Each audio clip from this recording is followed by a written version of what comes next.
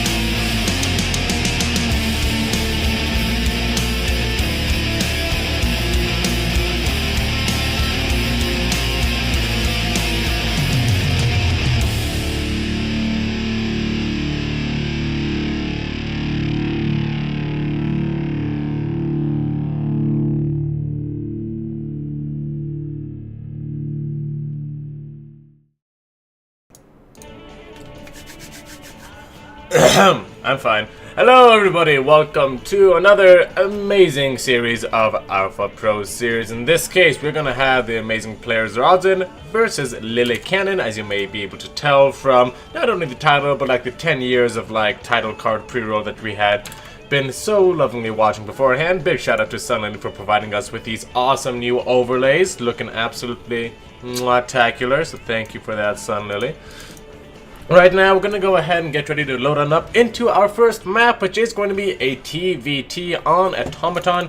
Which, guys, if you don't know much about me, at least know that I'm not a Terran player, so definitely be very, very mindful of any stupid things I might say. Rodzyn, of course, is going to be hailing from our own team here at Alpha X, Lillekanin. Kind of a familiar name for some people, a little bit of an obscure player, but definitely did have a brief stunt, especially in WCS challengers and stuff like that, so it'll be interesting to see what he brings to the table. It looks like everybody is ready to rock and roll. They're using the party chat to talk about all this instead of the lobby chat, which is just so unprofessional, but it's whatever. I guess I'll extend out olive branch to them this time. And we're almost ready to jump on in. In fact, we are ready to jump on in, as you can, the more astute of you may be able to see, the countdown timer has started, and we are ready to rock and roll. So we're going to go ahead and switch the profile to the amazing in-game profile. Wow, look at that. So amazing. Isn't that right? And yes, it is going to be a PVT instead of a TVT. Alright, thank God. Because I was like, for a second there, I thought I was going crazy. I thought Rodzyn switched over to Terran, and I was like, oh no, my brother, you have failed us, you know? But, you know, thankfully, he's going to go ahead and pick his right race. So we're ready to rock and roll. If you all are. Now just waiting on the game. I'm going to grab a quick sip of my water, and we should be ready to go.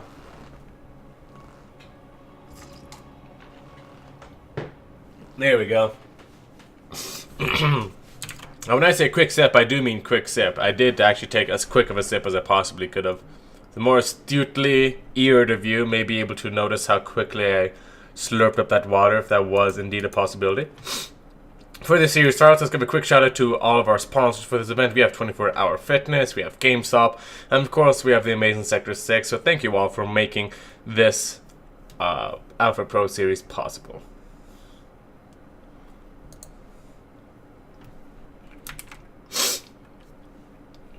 I promise I'll try to limit the incessant sniffing to a minimum.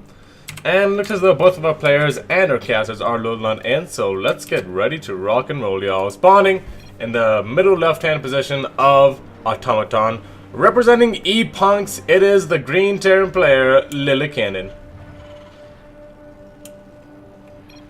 And his opponent spawning in the middle right-hand position of Automaton. Representing Alpha X, it is our very own boy, Rodzyn.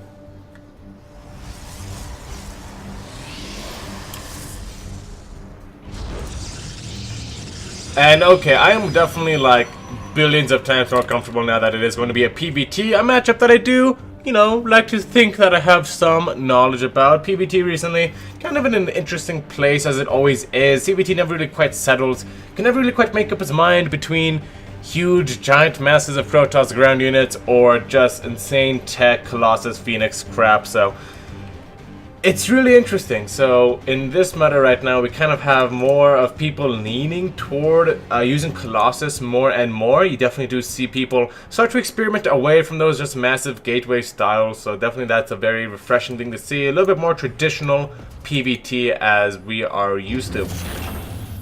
Lillekanin, not sure what he's going to be going for, but again, the meta in PVT for quite some time has been try and kill the Protoss before the Protoss cannot die. And that not dying point is when we've been established on 3-4 bases, got our Colossus, got our Storm, and the Terran just feels like they can't do anything. Which, you know, I think is a little over-exaggerated. I think Terrans definitely do have some opportunities late game, but we have seen recently some other Alpha Pro series actually, like Innovation. In a PVT series against Classic, I think it was Innovation versus Classic, I'm 99% sure. Absolutely dominated him.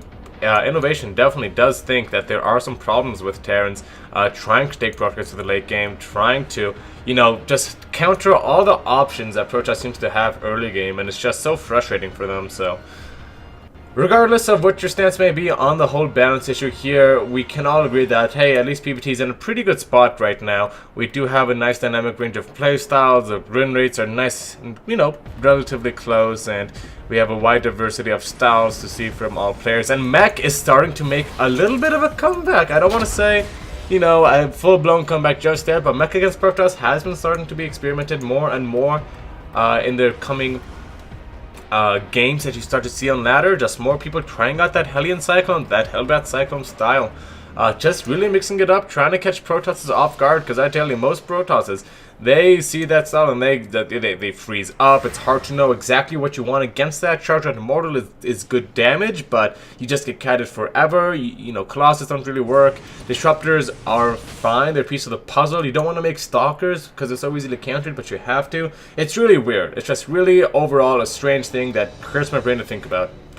Speaking of such things, look at this Stargate. Wow, isn't that just amazing? So, this is less on the proxy side of things and more on the hidden side of things. So, proxy, this would be over here. Hidden, it's just randomly in a spot where he doesn't want Rodzyn to see. And it's also just a little bit closer, since a lot of the distance in Automaton, just as a map, is this way horizontally. So, if you can get rid of that by putting your Stargate all the way over here, then you just have to travel the vertical distance here.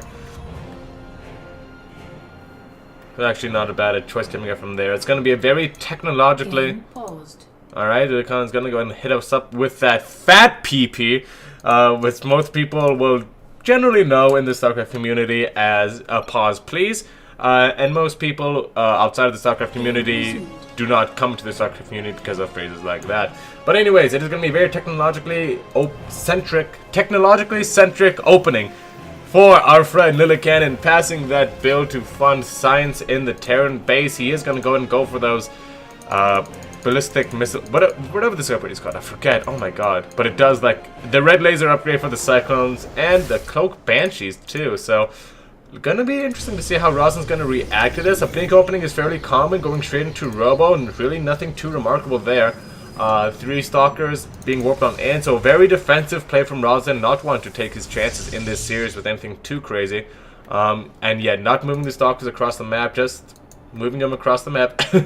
No, I'm kidding. You're just going to go ahead and probably just poke with these bad boys.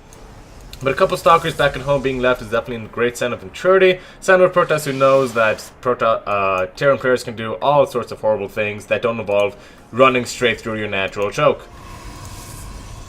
So, that's this thing. Lillekanin's Cyclone count is currently just at 2 actually right now, 1, 2. So definitely very well versed against the Stargate opening, especially with his Cloak Banshees. But these Blink Stalkers, I'd be surprised if they couldn't find some damage. I mean, at least a little bit, right? You have Blink Stalkers against, you know, a little bit of a Marine count, not really. Maybe you can pick off a couple depots, especially with the way this wall is looking. Wouldn't be too surprised.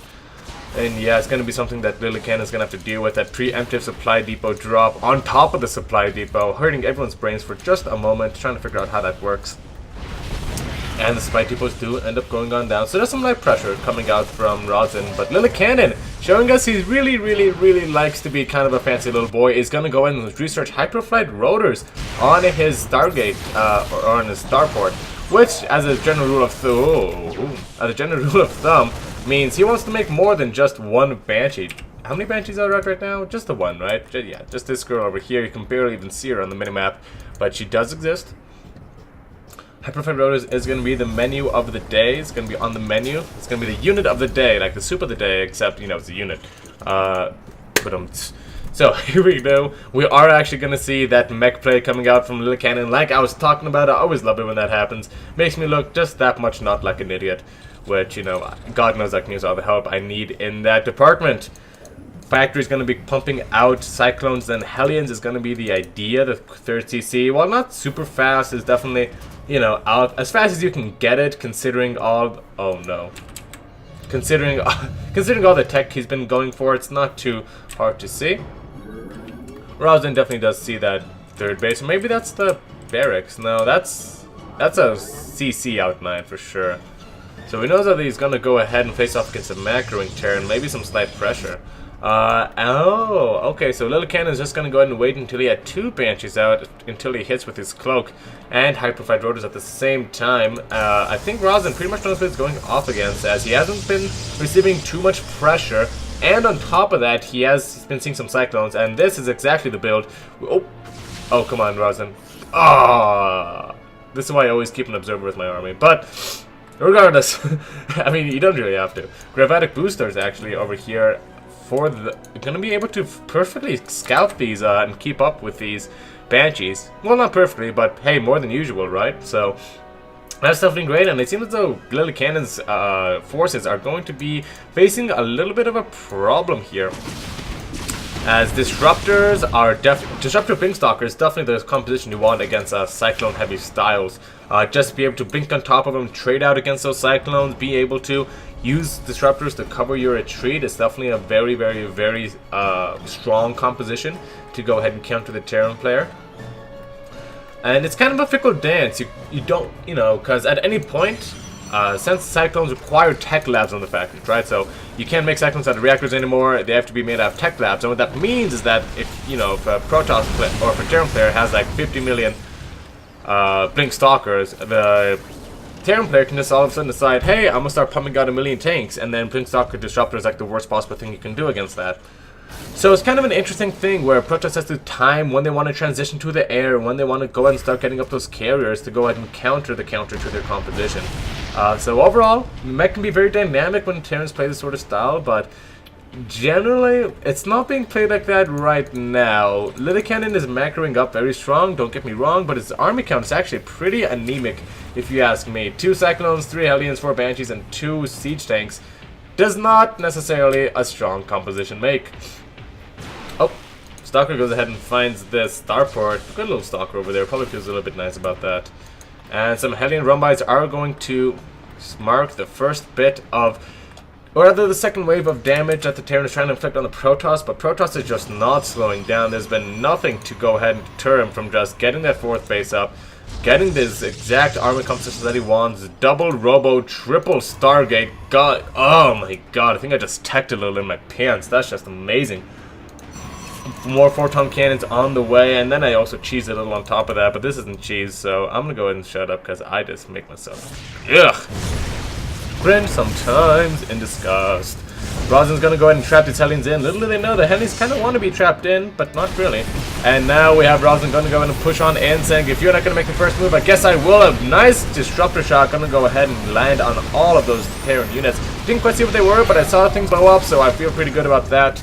15 SCVs going on down to the 3 probes on the opposite side of the map, and now, oh, this is just a little bit of a bummer. No observer here. There's 2 observers, but not a single one to scout for these Banshees. So he's going to go ahead and lose a decent amount of his tech units. Rodzyn has to keep on running. He wants to minimize his losses as much as he can. Going to lose Archons, Disruptors. Yeah, we can actually count exactly what he lost there. He lost 4 Disruptors, an Archon, and a Sentry to those Banshees, just retreating out, so that's a little bit unfortunate. And it looks as though Rodzyn says now is the time for the Fleet Beacon, the beacon of the fleets, the Fleet's beacon. Lillekanin again just trying to hunker down. He is in survival mode, holding on for dear life here. Tanks on the high ground doing the best that they can. And this is some nice positioning, but eventually, the meat in Lillekanin's army is just not there. The Speed Banshees definitely do not want to be trading up against the Stalkers. And now, look at these Immortals. It's a backbone to this army. Really allowing the Protoss player to overstep his boundaries and get absolutely obliterated, going down 17 in army supply. Probably should see a recall here, but can't because the Banshees are chasing. That was going a lot better than I thought it was going for a while, and then a lot worse than I thought it was going for a while. So hey, you know what? Such is life. We're gonna be fine with that for the time being. Banshee's gonna go ahead and sacrifice some of their lives to get some Immortals. Always a worthwhile trade. But now carrier production has begun. It is 4 bases of the Protoss to the 3 of the Terran. I know this looks like a 4th base, but trust me, it's not, so it doesn't really count. Lillekanin, again, vision-wise, just wants to see what is good in the hood. Seems like he's taking the 4th. None over there, but that doesn't mean there's none over here, Mr. Cannon, sir.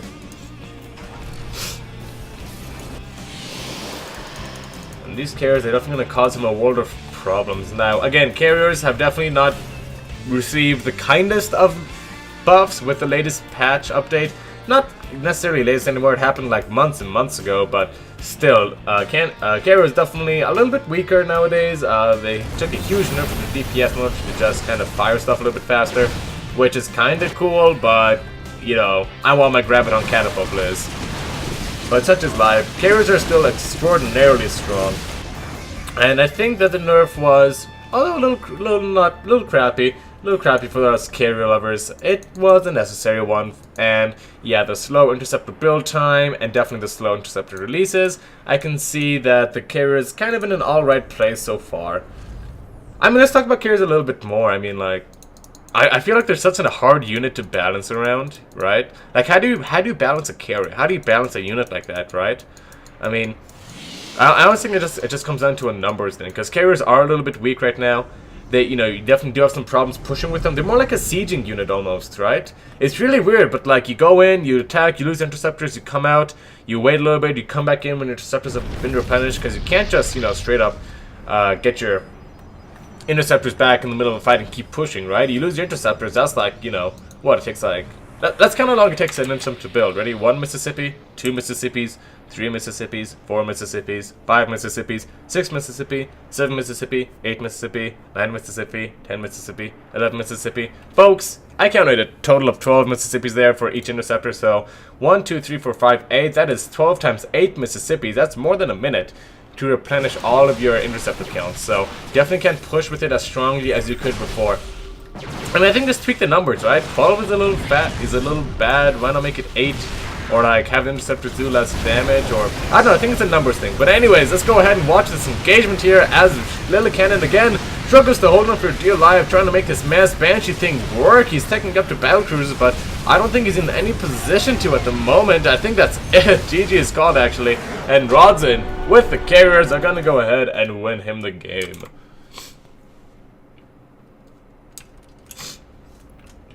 Not a bad start for our friend here in the Alpha X clan. Rodzyn, obviously a very strong Protoss player. He definitely understood what was happening in that game. I mean, that was kind of nice. You just gotta, you gotta see that he knew pretty much exactly everything Lillekanin was doing.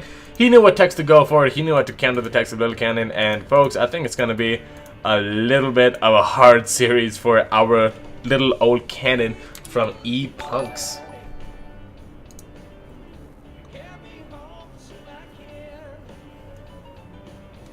Alrighty.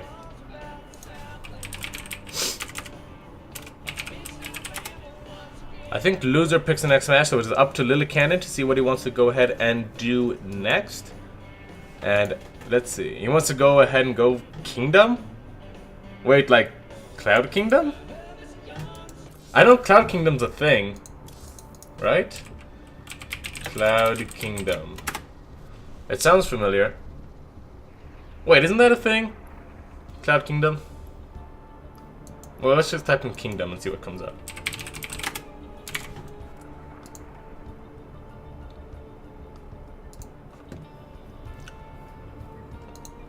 Kingdom. Oh, King's Cove! Ah, King's Cove. Lillekanin, he's a trickster, he's a jokester. Alright, we're almost ready to start game number 2 here. Before I do, let me take this moment to give a quick shout on out to one of our sponsors. You guessed it, 24-Hour Fitness. Folks, bring friends and get your results your way with 24-Hour Fitness. You got free flip plans, you got studio classes, you got pooled cardio equipment at over 436 locations. Like, I would need at least, like, 43.6 more of these hands to go ahead and to say how much 436 locations are.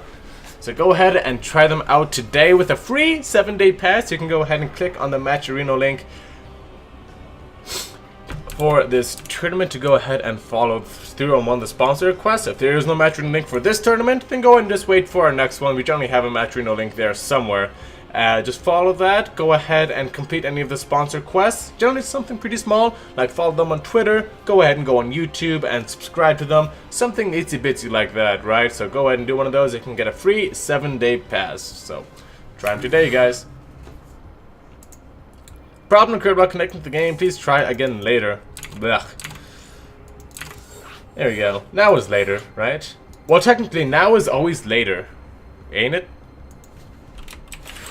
Oh, Sunlily's in the chat! Sunlily, yeah! Everyone say hi to Sunlily. She's the one who gave us all these amazing overlays, so big kisses her way. But yeah, I can't,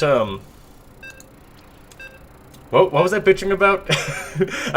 Oh no, I'm in this awkward situation where I knew I was complaining about something, but I forgot what. No, I was thinking about something. I was like, is now always later? I guess the concept of now is never... Well, now is always later compared to some point before now, right? Why do I talk about these things? We're gonna go ahead and switch to the in-game overlay over here. Just go ahead and save myself from any further embarrassment. Ah, there we go. Take the camera off my face so the beautiful people can see the beautiful game. And keep things nice and beautiful. Beautiful map too. You know what I do? You know what I do like about this map pool is that everything kind of looks pretty. It's not just like Space Station or Frozen Wasteland. You know, we got beautiful trees. We got carcasses full of loot. Like, look at this. When is the next time we're gonna see something like this in a map? Just a carcass and then full of doubloons right there. Look at all those doubloons. Is that a ring pop? Oh my god, I think that's a ring. Oh no, that's just a ring. But it looks like a ring pop, right? The King's Cove ring pop. All these little Easter eggs, I love it. And the little skulls on the doubloons too. I wonder what the skulls represent. Are the skulls like a Terran thing? I don't know what you like. Slimy, growth, filthy, dirty, disgusting. You know, probably should segregate them. Terrans, you know, think about this skull insignia over here. But I think it's a Terran thing. Like a Raiders thing, maybe. Also, what is this animal? What has a skull like that? Maybe that's a Zerg thing mixed with the Terran thing, and then the ring pop is like a Protoss thing, because we're like the one good thing in this giant mess of like doubloons and dirty carcasses that are smelly and decomposing. Anyways, enough about my racial qualms. Let's go ahead and introduce our players. Spawning in the top left-hand position of King's Cove, representing ePunks Gaming, it is Lillekanin. And his opponentista spawning on the bottom right-hand position of King's Cove, representing Alpha X, it is our very own Rodzyn.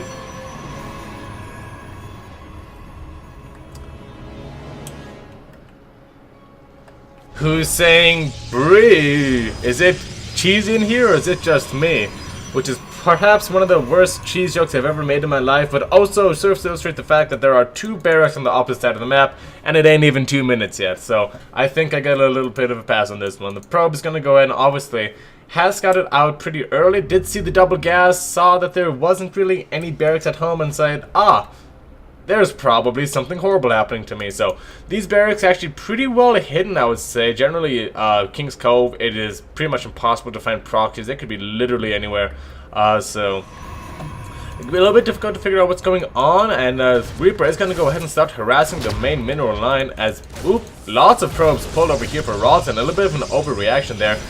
Zealot not even moving back. Okay, that's a little sucky, but that's fine. Stalker has popped on out and is going to go and start poking away at these Reapers, but since it is going to be Mass Reaper, Rodzyn saw the two Reapers though, right? And how is he going to react? His shield batteries, obviously a very good idea. I personally am more of a fan of the Adepts since you can one-shot them extraordinarily easily and they don't... And Adepts are still pretty tanky, you know, all by themselves. But then again, they're not as good for pushing, so maybe Rodzyn wants to follow this up with some sort of aggression. I'm honestly not certain. With his robotics facility, it's definitely looking that way. He's lost a decent amount of probes so far, 3 already, so not bad damage from our friend Lillekanin over here. It's going to need a lot more than that. Factory's going to go down at home, so it's just going to be a little bit of proxy Reaper aggression. Very innocent indeed, and I think these two shield batteries are pretty much all the damage that Lillekanin was looking for, to be honest. I mean, this is 200 minerals right down the crapper, right? So... no standing over there. Oh, are the Reaper's gonna find that Zealot? No, where is he going? Probably gonna try and find the Brax or something. Stalker's come up to defend this pylon. Gonna go ahead and get booped on all around as her legs just go flailing hilariously. Rodzyn's proxied his own pylon on the opposite side of the map. Oh no, things just spiced up a little bit. He says, you proxy me? No, no, no, no, no. No, no, no, sir, that's not how any of this works. And Lillekanin is booking it back home. For reasons only known to him. It's a lot of Reapers, and you know, Stalkers don't necessarily kill Reapers pretty quickly, so there's still some micro he could do there. Maybe pick up a couple more probes, but I think he smells that there's something fishy afoot. Oh, because he didn't kill the... maybe it was this. Maybe he knew he didn't kill the Zealot, but the Zealot wasn't with the Stalkers anymore, so the only logical conclusion is that it went across the map, right? Is he going to throw down another pylon? Nope. Just going to go and let the pylon die. That's okay. And I think Rodzyn should be comfortable enough to expand over here. That is, unless he wants to go ahead and just walk across the map and try and kill him. Which is a very real possibility when you have 2 immortals. Holy guacamole, and there's Warp Prism on the way. I would not be opposed to a couple of gateways here. Even if I knew that there wasn't really that much back at home, I would know that, you know, maybe there's like a couple of factory units I have to deal with, maybe like a tank or 2. But a tank or 2 and a bunch of Reapers does not really make a good defense. And oh, wait, this I think they should have fought. I think the Reaper should have fought that. That could have been a short, like... I know Reapers aren't the counter to Immortals, guys, I'm not stupid. I know that's not how this works. But still, I feel like this many Reapers could at least do some damage. Like, 8 Reapers versus an Immortal, you can tell me the Immortal wins with KDA charge? Really? Alright. This is what I thought. Marines pumped on out over here, so Lillekanin decides to go for some sort of counter-aggression to the cheese. So he's gonna cheese the cheese. That was a response to his cheese, which... I mean, if that doesn't hurt your brain, I don't know what does. He's gonna walk straight up the ramp, take a big shot from those tanks. Goodness gracious me, this Immortal down to 63 health. Needs to recharge on that bad boy. There's no CC just yet. I think Lillekanin would be dead if he was going for a CC, so none of that so far. And a Viking on the way as well. 2 Immortals though, shuttle on into the main. Gonna immediately blow the shit out of that. I mean, excuse my name, but it's gonna absolutely blow the shit out of that cyclone. Like, it wasn't even close, you guys. Oh, and a Viking is popped on out to go and chew away that Warp Prism. Gonna go ahead and run away. Every Protoss player has lost their Warp Prism full of something like this, and guys, it is just the worst game-losing feeling you've ever felt in your game-losing career, right? 2 Warp Prisms actually, so he's really committed to this, ain't he? Nope, he's gonna go and get down that Nexus, which has been completed for some time. Oh my goodness, thank God I have health insurance, because my eyes are garbage. Oh, unless they don't cover vision. Ah, shit. Alright, we'll have to... we'll address that later. But anyways, lots of Marines being made on the opposite side of the map for Lillekanin. Rodzyn right now, the best thing he can be doing right now is defending. There's no CC, there's no plans to expand here. It is a 100% all-in build from Lillekanin. In fact, it's almost resembling those, you know, those old Legacy of the Void builds where the Terran players would just go, make a bunch of siege tanks, make a bunch of tech units, and just move across the map. The only thing missing here are Liberators, but I don't doubt that we'll see at least, you know, maybe 1. Like, I wouldn't mind seeing at least 1.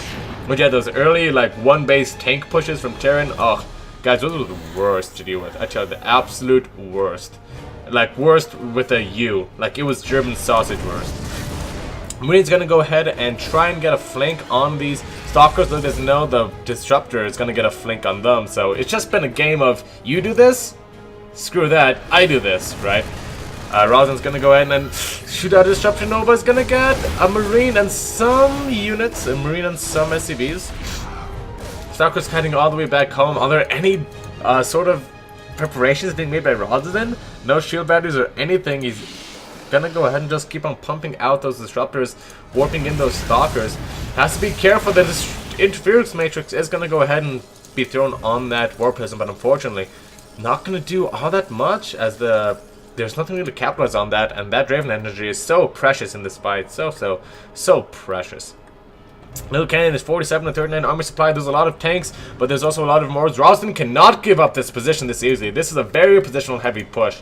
Like that is the main. Alright, that's also bad. But yeah, you cannot give position to this push. As soon as it sets up where it wants to, you are pretty much dead. Making the siege tank set up all the way back here is definitely a nice, fine move. There's currently only 1 medevac. And, oh, it's gonna go and send out another Disruption Nova. See that there's not really any tank set up here. He's gonna have to split, but no, the Interference Matrix is going down. A beautiful play by Rodzyn. And now he thinks he has enough Marines to just go ahead and run on top of it, and I think he does. He lost all of his Disruption Novas. Rodzyn, what are you doing? Your shield batteries are down there. Oh my goodness, he just lost all of his positioning, all of his tech units, and possibly the game here. My goodness, this was just beautifully executed by Lillekanin, recognizing that, you know, Rodzyn just did not have the things to make it happen, did not have the units to make it work. He's gonna go ahead and try and mount some sort of defense here. He's not even pulling any probes. I feel like that's a mistake. You need to hold this at any and all costs. Stalkers fight the Marines and the tanks as soon as the Colossus pumps on out. I mean, that's just unfortunate timing there.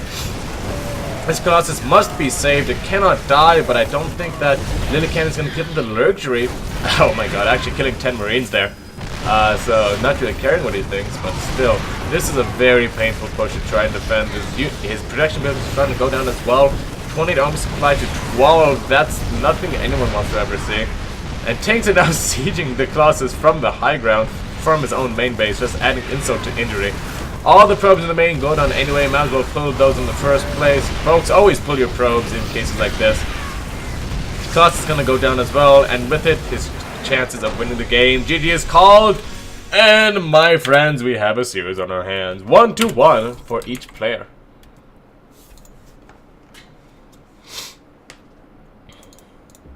Oh, we have somebody called King9730 in the chat, typing me up some of that fat Korean language, so we're gonna pump up Google Translate. Just curiosity, just for curiosity's sake. There we go. He's asking what competition this is. This is the Alpha Pro Series, hosted by Alpha X StarCraft 2. This is our 80th iteration, and it's going to be Rodzyn versus Lillekanin. It's a best of 9. Everyone has a bunch of fun. Loser picks. We have all these great sponsors. We have all these great matches, and we have all these great players. Tune on in every week on Sundays, and we should have a pretty good bout of StarCraft for you if you just can't get enough. And boy, that definitely is one of the games that makes you feel like you just can't get enough StarCraft, right? I mean, proxy, like proxy Reapers into like a Robo push into a one base all in. I mean, that was just kind of pretty. That was just nice. That was just some good StarCrafting, right? I do kind of feel bad though for our friend Rodzyn there. It feels like the push. Here's the thing with pushes like that, you guys. I mean, you can definitely hold them, especially if you have all those Immortals and stuff, but you gotta watch out, because tech units early on like that, they can just be like burst on them, have the sheer numbers of the Tyrian army, right? So you gotta be very positional, you gotta be very smart about how you do things, you gotta be slowing the push down as much as you can. And definitely, you gotta fight, you gotta know when to fight, where to fight, where to fight, and when to pull your probe, stuff like that. I think there might have been a defense in there somewhere for Rodzyn, but unfortunately he could not find it, and such is the story of StarCraft. Lillekanin's gonna need to be right back for a second, which probably 99% of the time means that he needs to do something, and then come back from doing said something. So we're gonna give him his allotted amount of time of 30 seconds to do whatever he needs to do before he forfeits the tournament. No, I'm just kidding. He can take his time. I mean, it's a small, nice community-funded event. He can only be gone for like 2 hours and I wouldn't say anything, right?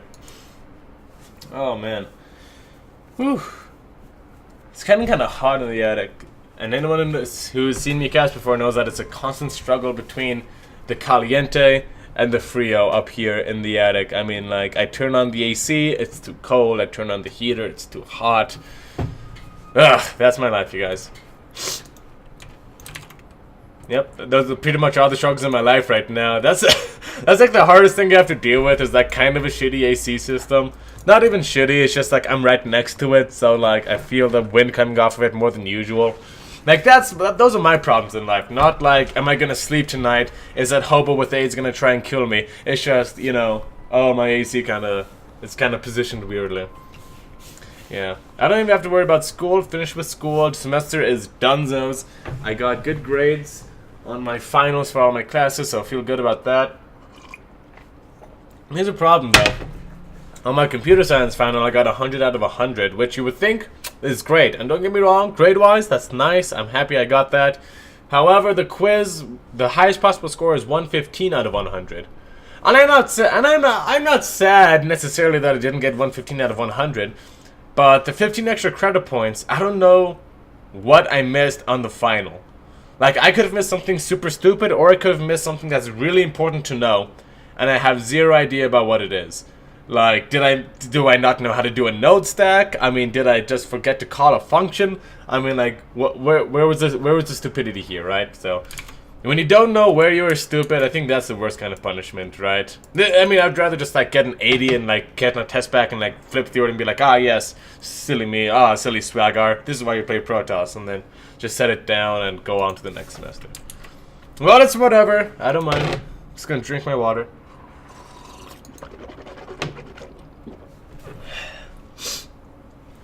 Whew.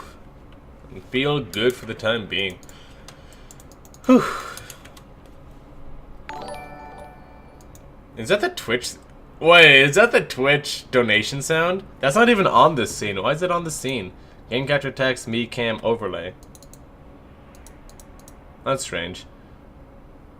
Ah, well, for all we know, it's just a nice little sound effect that happens every once in a while as soon as Swagger has a nice thought, right?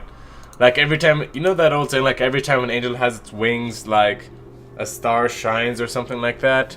Like every time Swagger has a pure thought, like that the ring thing goes on. So, we'll just play pretend for now, guys. I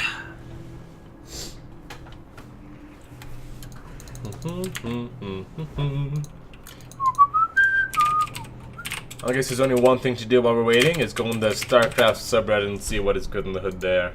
Yes. Yes. Everybody talking about Cyril. I like how... oh, wait. What's this? StarCraft posted a GIF. The StarCraft Twitter posted a GIF.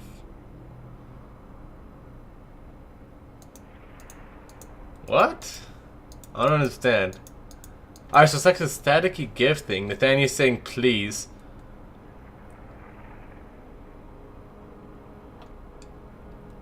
I don't know. Possible StarCraft. So apparently the StarCraft Twitter just posted a possible StarCraft teaser. And it's just like this like blurry thing, right? And everyone's going crazy on it.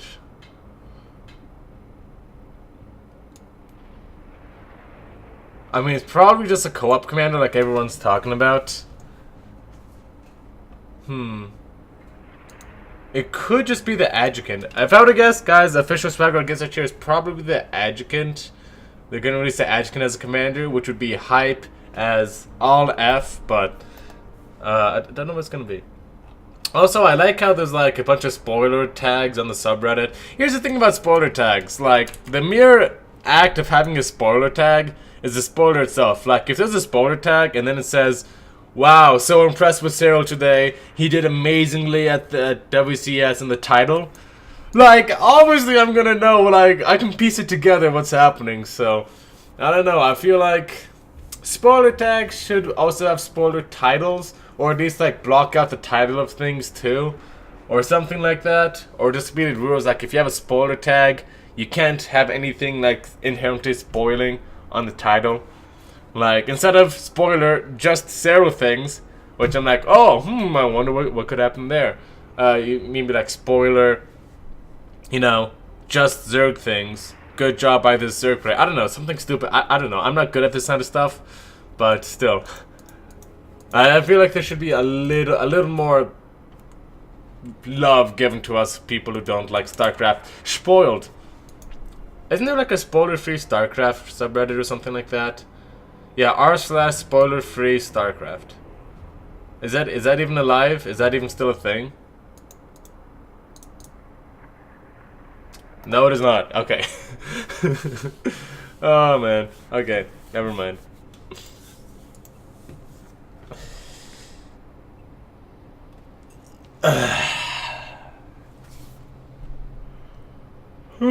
Man, I'm so hungry all the time nowadays, aren't I?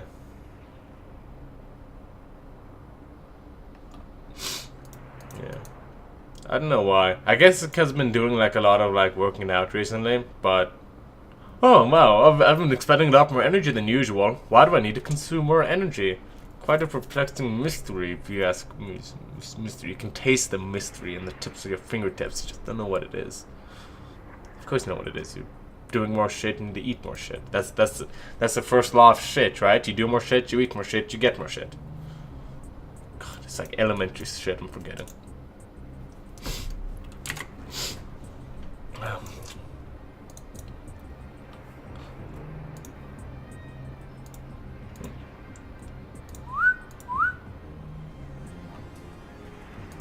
$7095.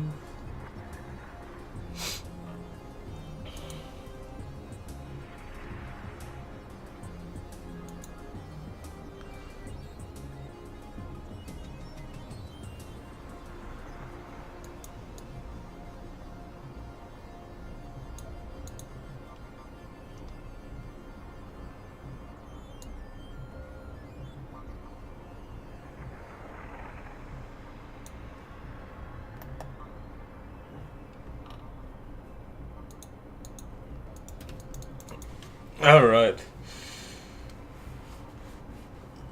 Again, we were warned that Lillekanin may need a little bit of time to sort out some IRL things for him. Sorry, microphone.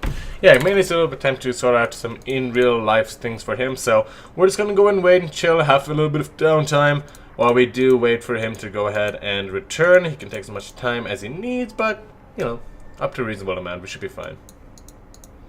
In fact, we can go ahead. Why not take this time to thank one of our amazing sponsors. This time it's not gonna be 24-hour fitness, so they are almost equally as amazing as our next sponsor.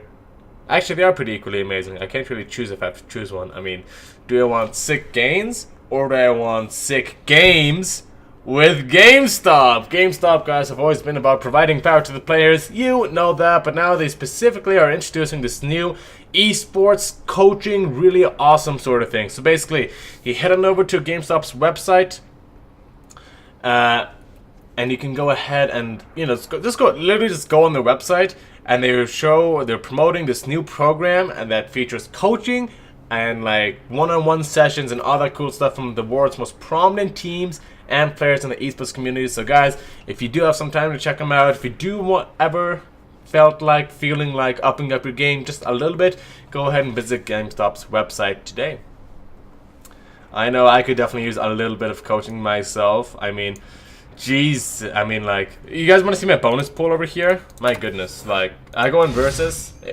I haven't even played in the... No, I'm kidding. This is the EU server, so it doesn't show that. But my bonus pool is something crazy like 900, so God knows I need a little help coming back to the scene, right? Lillekanin is back, and we are ready to rock and roll. Before one safe car. Alright. And the lobby is ready to rock and roll. So folks, I'm going to switch on the scene to the in-game one, as we are ready to jump on into game number 3. We're tied 1 apiece. Rodzyn versus Lillekanin. Don't touch that dial. We'll be right back. Look, literally right back. It took like 2 seconds. You see? You see why I don't tell you to touch shit? Because I know what I'm talking about. Boom.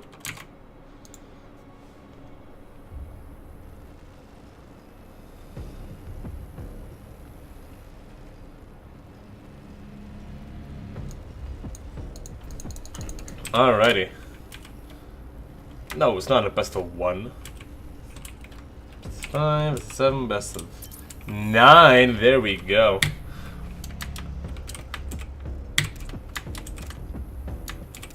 How did I ruin everything so quickly? There's my production tab. Good. Alright, we're fine. Alright, let's go ahead and introduce some players before anything else breaks.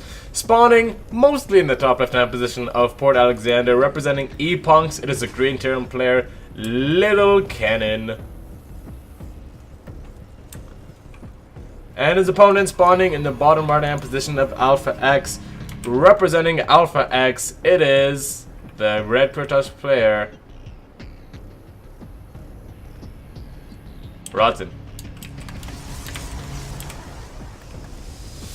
Again, with the Probe Scout, and again, it's gonna see that not everything is the way it should be. It is gonna be a proxy. If I were to guess, it actually might just be another proxy 2-racks coming out from Lillekanin.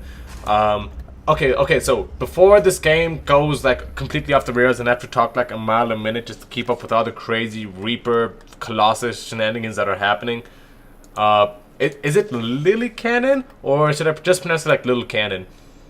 Like, I honestly have no idea. Is it like Lillekanin? It's not Lillekanin enough for me to pronounce it like Lillekanin, but it's also Lillekanin enough to make me think that it could be Lillekanin.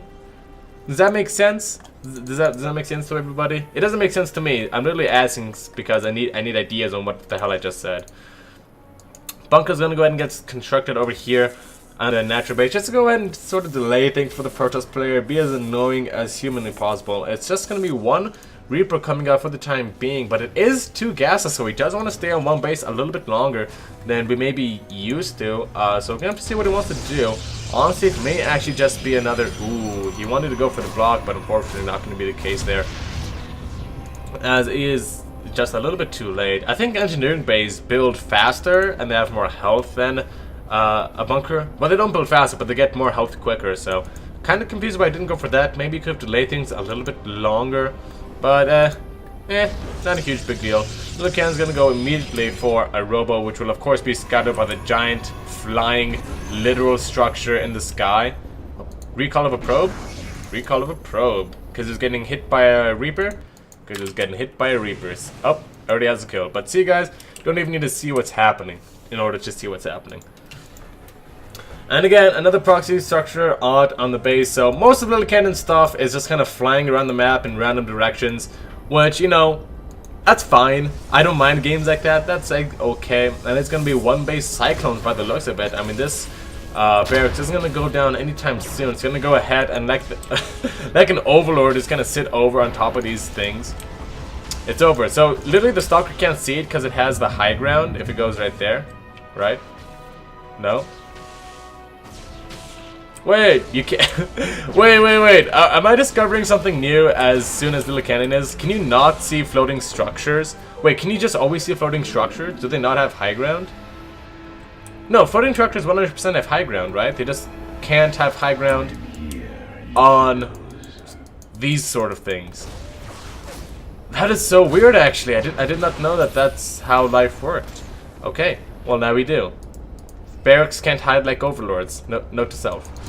Okay, I definitely didn't know that, and you know what? That's the cool thing about StarCraft. You can be like Lillekanin and be playing StarCraft for like a million bajillion years, but like you still don't know that that barracks can't take the high ground like this. And I certainly didn't know that. I'm almost positive that they could have, but it's really strange. It really is super duper strange. Anyways, more cyclones on the way is Mag Fuel Accelerator. Ah, that's what it's called. Mag Fuel Accelerator is done and ready to be researched.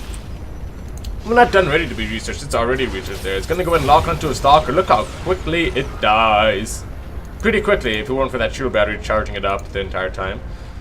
And yeah, Lillekanin is going to go ahead and take a natural base and try and macro out of this. He's going to go ahead and get another factory and a barracks back at home. So he's going to go ahead and try to make some sort of mech game out of this, but Rodzyn sees all of this as it's happening, and honestly, I wouldn't be surprised if he goes for some sort of aggression here. He already has a warp prism, already has a couple of gateways, about to finish on up. He can throw down like go up to like 6-7 gates. Honestly, I would not be that mad. You can just kind of smash this greedy Terran player in the face at this point, because you know there's not that much protection at home. In fact, the observer scouted a distinct lack of starport too, which may actually tip off that there are these banshees. And look, he's looking for it. He's actively looking for it, but unfortunately the banshees take the super sneaky back cliff port path. I mean, it is called Port Alexander, so you kind of gotta expect stuff like that. But damn, it's gonna be a good amount of damage. 2, 3, 4, 5 probes already going down. No evacuation. 6, 7, 8 probes do go down before an even Rodzyn can react. But now 3 stalkers and observer are going to be sent over to the main base to protect that valuable mineral line, and I think Rodzyn just kind of wants to chill for the time being. I mean, he's not making any additional gateways or anything crazy like that, and honestly, after all things are said and done, it's that little piece of aggression right there of Terran that has made this a pretty even game. Worker supplies are even, arms supply is even, and honestly, like, no one's really any the wiser in this situation. That's the thing about Terran drops and stuff like that, or really any sort of harassment and damage in general. You just have only like one of your things has to find damage just that one time, and then all of a sudden everything is just worth it, right? Lillekanin comes on in one more time. He's gonna take a little bit more damage on these banshees than he did the previous time, but he's still gonna get a couple probes and, you know, skedaddle on out, as one generally does when they skedaddle. It's gonna see if there are is there a possibility of getting anything in the main. I doubt it. Meanwhile, the Protoss is trying to find some sort of aggression on the opposite side of the map with this warp prism. Has to be careful, because there's literally a cyclone right there. Ah! Like the humble Tempest, it can see farther than it can shoot. But unfortunately, yeah, it's still gonna explode that warp prism, especially with that other cyclone. Rodzyn obviously a little frustrated by that, like, obviously, but hey, gotta keep calm, gotta stay chill, gotta keep your coolio, as it says. And we're almost seeing a mirror of game number 1, where we have Rodzyn going for this speed banshee, weird, you know, kind of mass cyclone style, but not really. He only kind of gets a couple, and it's really not too clear as to what he's doing. I honestly don't have an amazing idea. I think it's going to be very Banshee focused defense. It's kind of a mix between Sky Terran and Ground Terran, which some people just call Terran, but I just call, you know, a confusing mess of not ideal strategies. Rodzyn is going to go ahead and start looking for the starport. How did he know? Gonna blink right on top, focus down that hyperfight motors, get on out of here, upgrades, say the Stalkers. And starport 2, you are no longer welcome in Port Alexander. Go back to Kairos Junction or something. And starboard is gonna go ahead and get burnt down. Alright, that's life.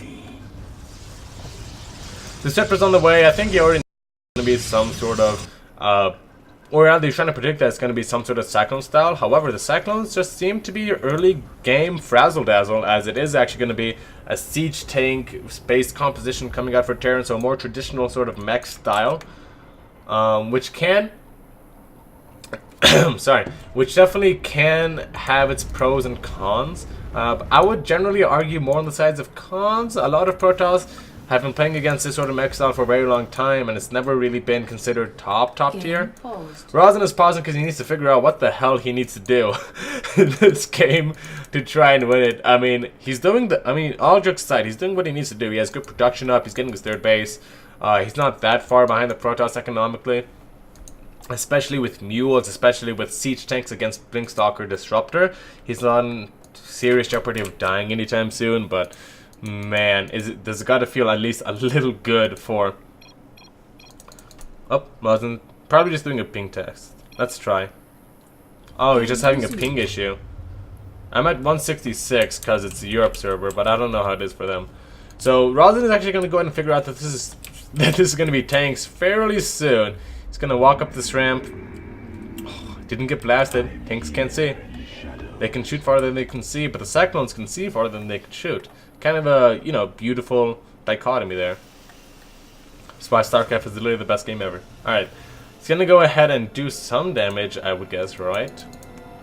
Oh, Banshee's gonna go ahead and try and find some more damage here for Lillekanin. One ends up going on down, and there's definitely some defenses over here in the natural to go and deflect that Banshee. So overall, good defenses by Rodzyn. Still didn't get blasted by tanks yet, so does he know that it's not Mass Cyclone? I mean, he's not really poking. Oh, I guess he was waiting for this Disruption Nova. Ah, that's probably it. Lillekanin moves up now. He's going to go ahead and blink away as he feels those two tanks absolutely pound his face in. And I think he knows that it's not really what he thought it was. Yeah, 5 suds. Immediately warping on in as well. I mean, Charge has been on the way as well, too. I guess he's just sort of a catch-all sort of composition that Rodzyn was going for, to really, you know, be able to be ready against anything. Because even against this sort of style of mech, you do want Blink Stalkers in case there's Liberators, in case there's, you know, in case you need just the mobility of the Blink Stalkers and the, what things getting scrappy. It feels like a missing tech pad that Protoss almost always needs against a Terran, right? So the Stalkers definitely going to do him a lot of favors. Disruptors, yeah, it does kind of suck to have a couple Disruptors, but they're never really that bad. You can blow up the Hellbat front lines, give your charge lots more space to charge on in. Oh, like that gets one, and like this gets another.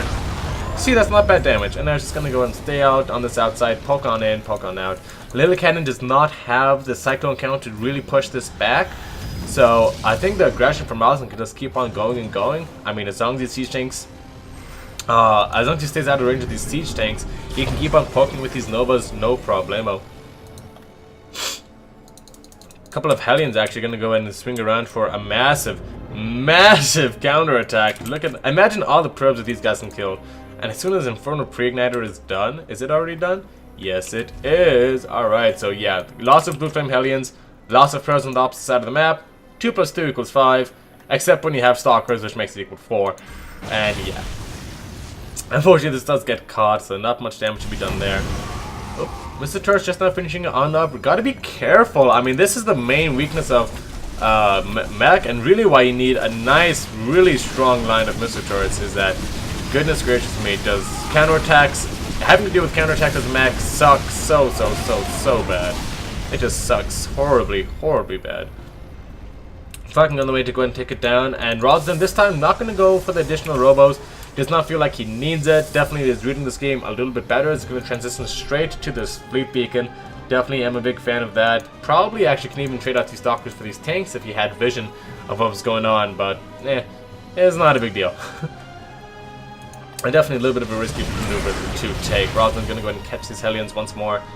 Yeah, it's going to go and pick up a couple and just back on up. And Lillekanin again just kind of finds himself on the back foot here.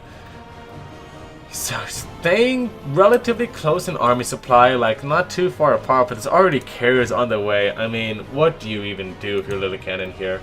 I mean, it has to be... I just don't know. I mean, if you're going for a bunch of siege tanks, you're going to try to hit a timing before carriers are done. But, you know, he was kind of going like, he didn't do any of that, especially since he opened up with this really aggressive build. It definitely hindered any efficacy a mid-game push would have for him. So, yeah, he's just going to go and have to, like, deal with the thunder now, I guess. Bunch of speed banshees not going to be doing much do many favors for him either. They're going to go ahead and try and find some damage in these bases. Actually, surprisingly naked. Very surprisingly naked. A statement that can both correspond to my latest court transcripts and also to Rodzyn's mineral lines, as he is just astonishingly buried over here. So they're going to lose a huge amount of probes, undoubtedly. This is why I always invest in static defense. Couple of Templar trying not to get the hell killed out of them. I'm going to go and lose one of them, and the second. That's actually pretty big. Moving on over to the natural base, the Banshees will continue to wreak havoc without any detection there to, well, detect them. Oh no, another Templar going to go and go down. An absolute sight for sore eyes. That is if you're a masochist, make them even sore. 26 probes going... Oh my god. That Hellion killed 12 probes as they were lining up like this. Now he's down to 54 brokers, which is substantial against the 72 of Lillekanin. And Lillekanin's quick transition to BCs means that the carriers won't have any time to really get the value that they needed. The fleet beacon as well going to go down, delaying any possible chance of Tempest tech. And I mean, when you're making battle cruisers, the first thing you want against those are Tempest. The first thing you want is Tempest. The second thing, some people have different interpretations. I personally am more of the Void Ray fan. I mean, I think Void Rays really shine when battlecruisers try to pink on top of your whole army, especially now that they can't one-shot them anymore. So yeah, Tempest to poke at them, and then if they ever try and get a little bit too frisky, you go ahead and just... Oh, a couple of mines going down over there. And yeah, if they ever get too frisky, turn on those Void Rays. A couple of Archons never hurt either. And Stalker is also pretty good, surprisingly good against Tempest. And you just kind of, or Battlecruisers, and just kind of, yeah, yeet them, as the kids say. However, such is not the case. The Battlecruiser count is going up surprisingly fast. We're already up to like 6 here in just a moment, as these 3 in production go ahead and finish on up. And we may be in for a really long game here, folks. So, I'm gonna grab a sip of my water. We're gonna wonder why the hell he's building Phoenixes, and we'll be right back.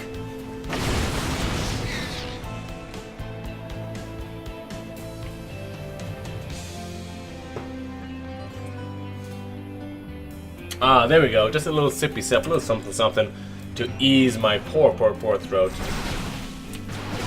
And yeah, Protoss is starting to push across the map now. +1 ship weapons is being researched. Is there any ship?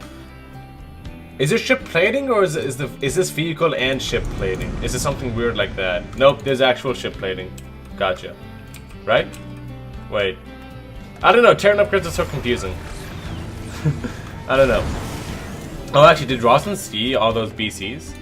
It's definitely... Okay, so Lillekanin doesn't have enough BCs where he can just jump on top of everything. Or maybe he does, since not all the Stalkers are with us. This is only like, what? Like 8-ish Stalkers? And a couple of carriers? He can go and target down a bunch of carriers with that. Like, no problemo. But with the advent of the Oracle, I think he knows what is up, and it's going to start trying to transition for that Tempest-based army.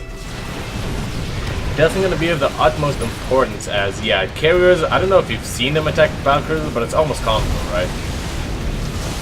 Couple storms going on down preemptively to try and fend off against the Terran menace, this BC count. Again, this looks like a very anemic army. Again, a lot of Lillekanin's army is spread out across.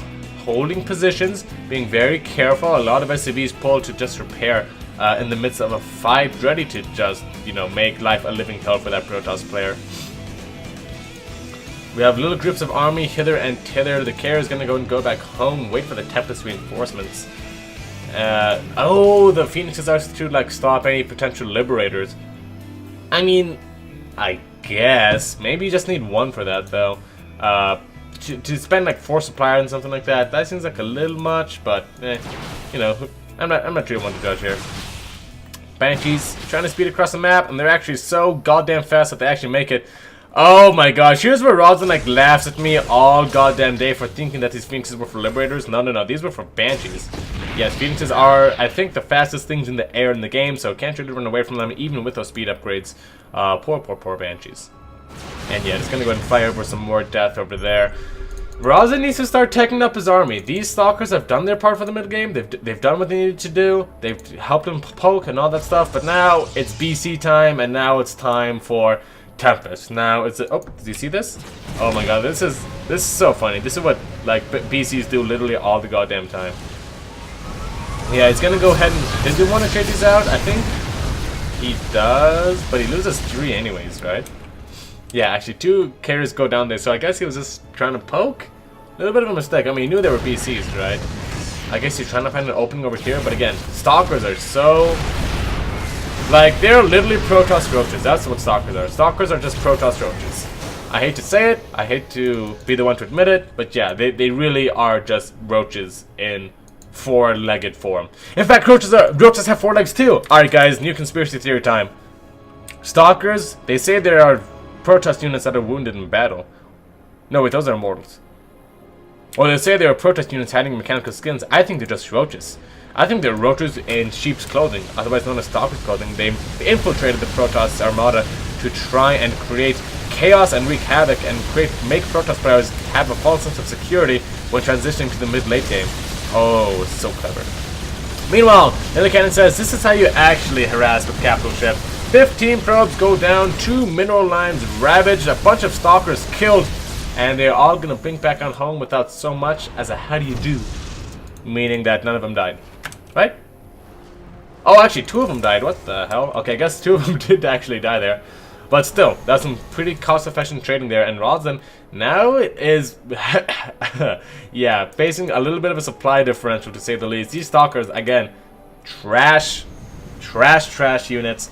Absolutely get rid of them. Make some Void Rays. Make a counterattack. Like, it sucks to have to throw away units. Like, these Stalkers here, they don't look very good, but they represent a huge portion of the Protoss income. I mean, like, that's like what, like 2,000 minerals worth of Stalkers? Yeah, this is like more than 2,000 minerals worth of Stalkers, and like hundreds of gas, and that's it in these Stalkers. And to just throw that away does kind of hurt, but it's honestly for the best. Unless the PCs literally blink on top of you. Oh my god, you're playing so dangerously. Okay, he actually might do it now. There's no blink. A couple of them have blink, but not all of them. Okay, I guarantee you if all of them had blink, this army would be jumped on, all the Tempests would die. Tempests have like less health than Phoenixes, I think, right? Somebody find me a Phoenix. Aw, shit, where's the Phoenix when you need one? Alright, well, they have less than an Oracle, I know that, right? Yeah, Oracles have 160. These guys have, okay, so it's not actually that bad, but they have about as much health as a Phoenix. So, they, needless to say, they don't really take damage like they used to, right? So they're even more susceptible to being jumped on top of right now. Like literally, like this is like what? 11 Tempests, 13 BCs blink on top, 13 Yamato cannons later, all the Tempests are dead. And there's literally nothing here to DPS them down. He may lose a couple. So Lillekanin, I think he has pretty much caught Rodzyn in a tech black hole. Look at him, he's still warping in. Boo. He's still warping in Stalkers. PP is 500 milliseconds, so there's a lot of ways to interpret what this actually means. The most common way is pause please 500 milliseconds, or please ping, you're at 500 milliseconds, what the hell, kinda like that. Or maybe he has to go PP in around 500 milliseconds from now and he just speaks in Arduino. Who knows?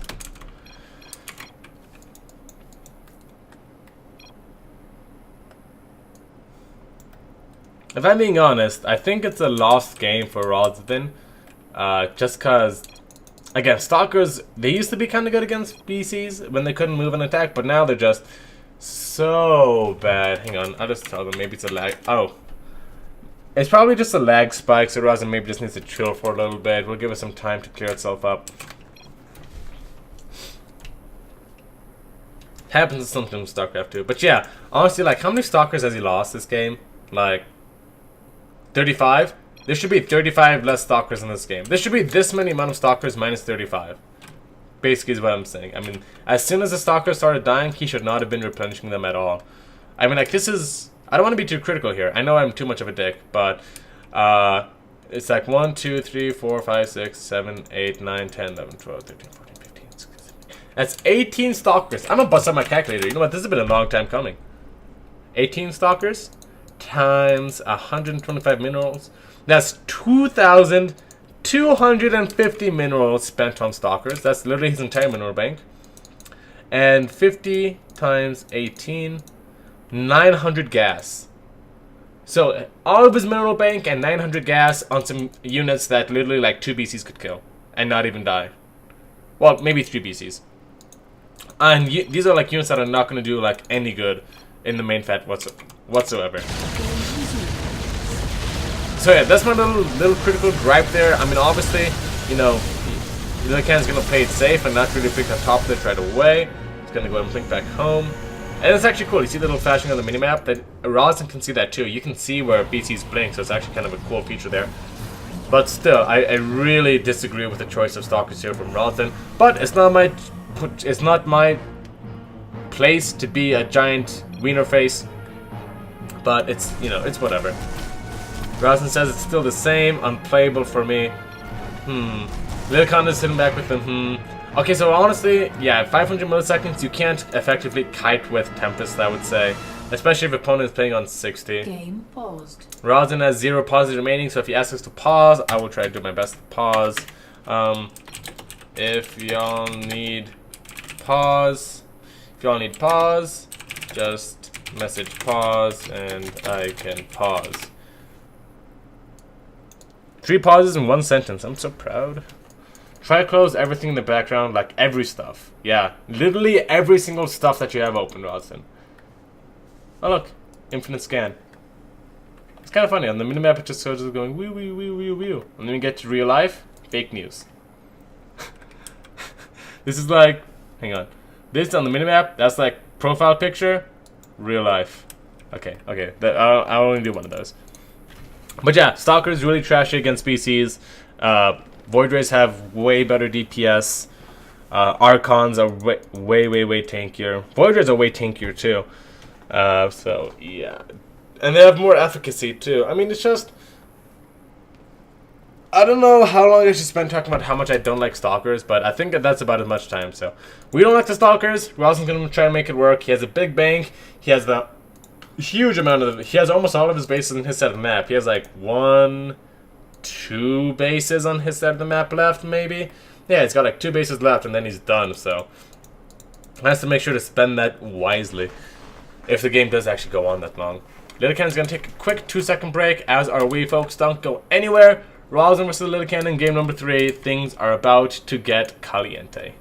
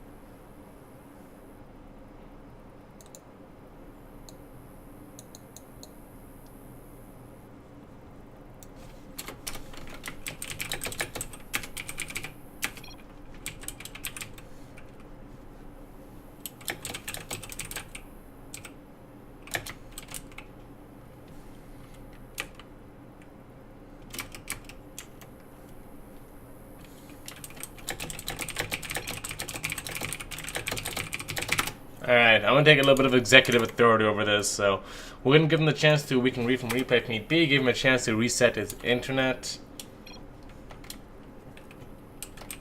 Yeah, give a chance to restart PC. I think that's a good idea. Restart replay? Okay, let's do that. Alright, so we're gonna go ahead and restart this from replay. This happens every once in a blue moon, and I used to be really shitty at it. In fact, I remember the first time I did it, it was Pig versus Guitar Cheese on Bloodbath. I remember this game specifically, and the problem was I just like, I opened up the replay tab, and I just click watch. I click watch with others, so they can see like everything that's going on up to that point. And they were being good sports, they were trying not to look, but eventually someone messaged me, and I was just like, well, I'm so sorry, and then I clicked on the more, and then the show, and then like the, you know, you can, I can't do it because I'm not the party leader, but there's more, there's recover replay, and you know, you move from there. That's how you generally work. Rip Storm. Let's try anyways. Smiley face. Just regular smiley face, not happy face, because we're not happy. Smiley optimism here. So, Swag, you handle the lobby, please. KK. Oh, that's right. Wait, change in party. Wait, why did Lily? Oh, it's because Sushi quit. That's right. Cover game. And yeah, Rodzyn can go ahead. Sushi doesn't want to add the game. That's fine. Okay, gotcha. Makes sense, guys. All the way in Singapore, so sometimes those Singaporeans, you know, their ping to us can be a little jazzy. Oh, John Seth has joined. Hey, John Seth. Nice to see you here, man. Hope you're doing good. Hope everything's rocking. We're going to go ahead and try and get the games going as soon as possible. Get them restarted as soon as possible. Because I think we were in the middle of a very nice game over there. Full of battle cruisers and tempests and stalkers, much to my dismay. So I'm going to go ahead and whisper Rods then. So Rodzyn. Rodzyn's ready. Alright, everyone's ready. Let's go ahead and give it a shot. Recover game. Recover 10 sec before, 15 sec before, 5 sec before, etc. When do they want it to be recovered? Because, see, look, I can recover it either the second that the game ended or like 5 seconds before. They said, nah, don't think. Okay, restarting immediately. There we go. Good luck, have funzels to all, and hopefully we can sort this mess on out.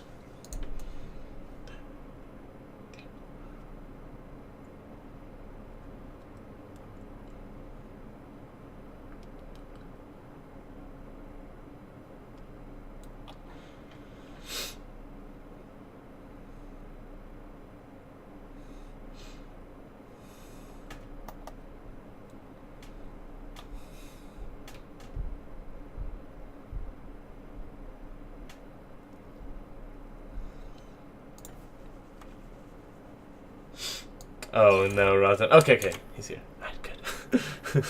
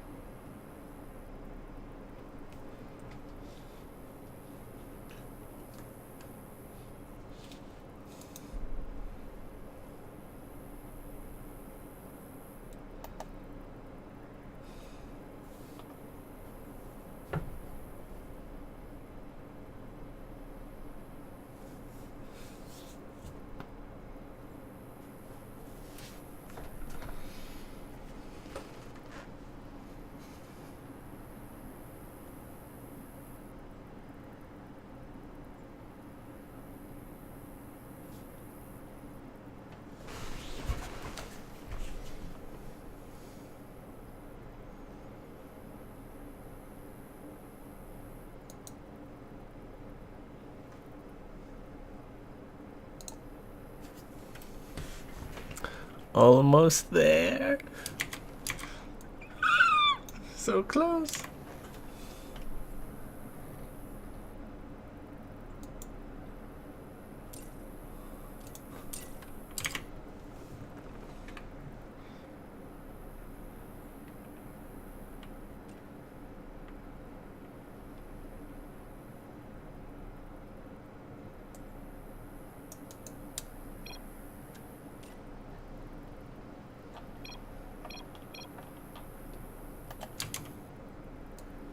Alright. Okay. Ready to rock and roll. Rodzyn says go go. Lillekanin says go go. Folks, where we go, no one will know. Into the game, in we go. And hopefully the ping is a lot better. Mine just shot up to 10 trillion billion million. But it's not important because I'm an observer. Let's see how Rodzyn is reacting.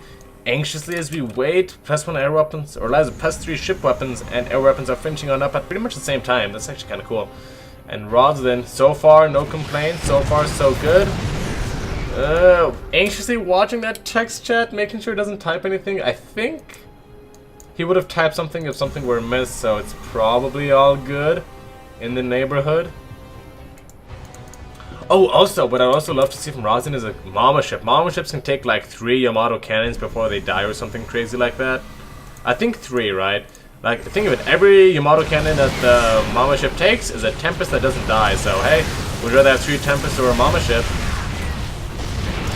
Oh my god, here comes the blink on top. Rodzyn trying to go as far away as possible. And actually, Lillekanin messes up. He didn't blink right on top of the Tempest. So he's going to go ahead and take a decent amount of shots here. The Tempests are able to kite on back this way.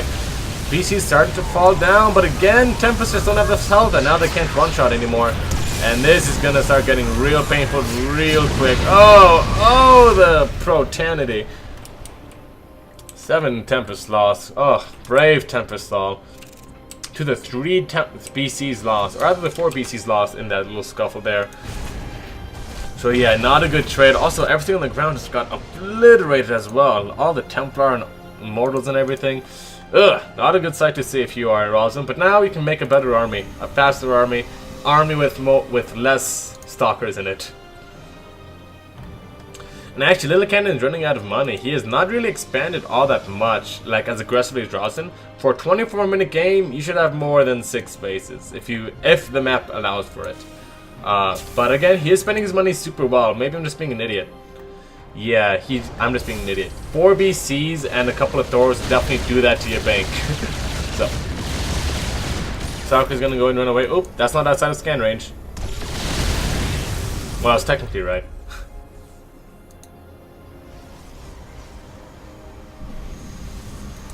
Alright, a couple more Tempests. There's a lot of Tempests actually. There's 11, 4 more on the way. I mean, I don't know how many Tempests you need to one-shot a BC. I know how many you need against like Liberators. You need like 6, right? Or 5 with +1, I think. Right? Yeah, 5 with +1, right? Because they do 30 damage to not massive air units. Okay. And in any case, the mothership is on the way, which I am definitely digging. Time warps actually are really good nowadays. Because they actually slow attack speed as well as movement speed by 50%, so that's actually pretty cool. Lillekanin is going to go ahead and just do a little bit more damage on his side of the map, just really kill what he can. Oh, here we go. Oh, Oracle just barely surviving there. Ooh, playing with fire. And yeah, now Lillekanin has to be on the defense here. With those revelations, these Tempests are going to be a huge threat. Like, undoubtedly. Yeah, just listen to that. Music to my ears, ladies and gents. My goodness. So yeah, definitely a lot of position has to be lost over here for Lillekanin. This Viking's probably gonna die. Up, gonna go ahead and try and blink on top, but he does end up recalling. Oh, before anything major gets lost, so that's good. Using the mothership, actually just using the regular recall. Mama ship, actually, you know what? Here's what I'm thinking. If he can just run away from the BCs effectively enough every time they try and blink on top of him, I mean, you can probably just like use these Tempests to kind of like hit squads, destroy everything, recall with the mothership, or even just not even include the mothership of the army, just use it for the recalls. Because Tempests are really fast now. I keep on forgetting that. They're very fragile, but they're very, very fast. So if they ever find themselves in a sticky situation, they can just kind of fly away. Man. Mothership is almost done. I don't think he's going to keep it with the main army just because it's so slow. It's just going to get Yamato down.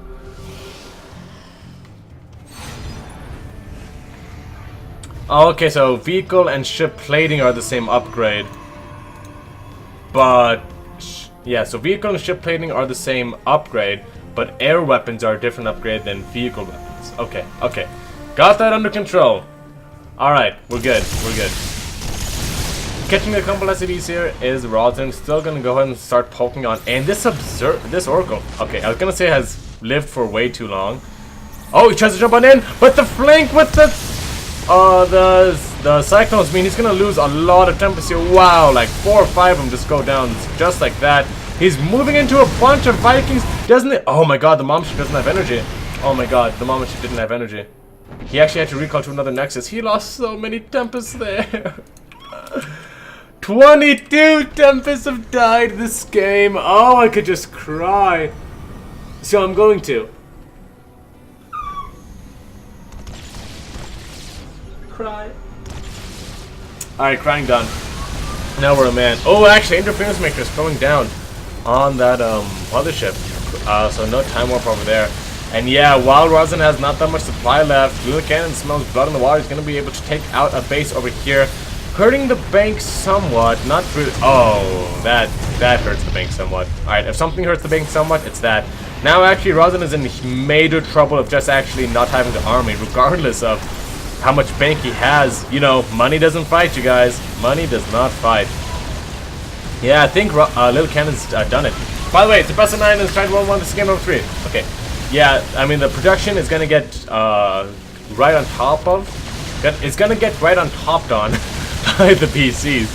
And as soon as that happens, I don't think there's really much of anything the Protoss player can do. I mean, Stalkers, again, they do kind of suck against PCs. Lillekanin, though, just going to play it safe. Take down a couple more bases, trade out a little bit more army, and just go on back home. Oh god, no.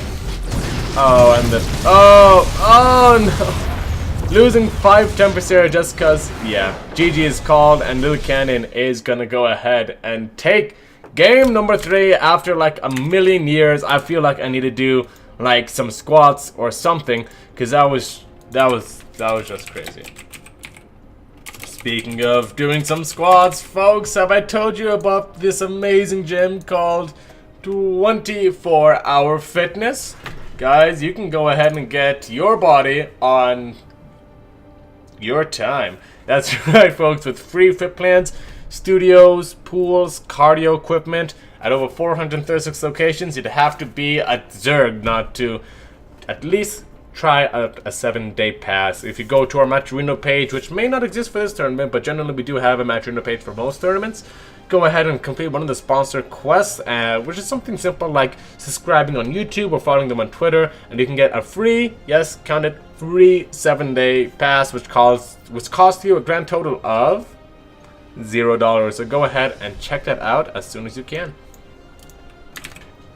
Oi. Oh, definitely. Oh, I'm a little rusty from that one. Okay. And now I think it is getting too hot, so we're gonna switch to the AC in the attic and play just play the game of cat and mouse to the best of our ability.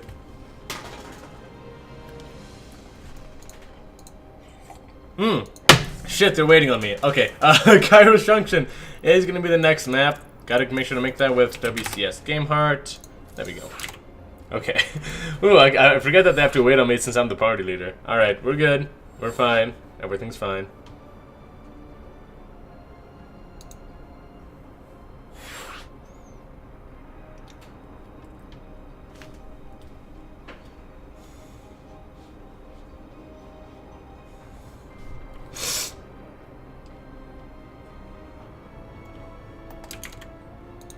Alright, we're into the lobby right now. We're gonna go and switch the spectator and player roles and keep everything as it should be.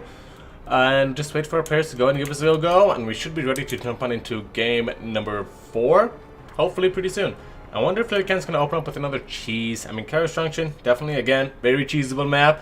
Very many places to hide a proxy, but is he gonna do it? I don't know. It's definitely a lot better of a Reaper map, a proxy double Reaper map than Port, so maybe. Maybe.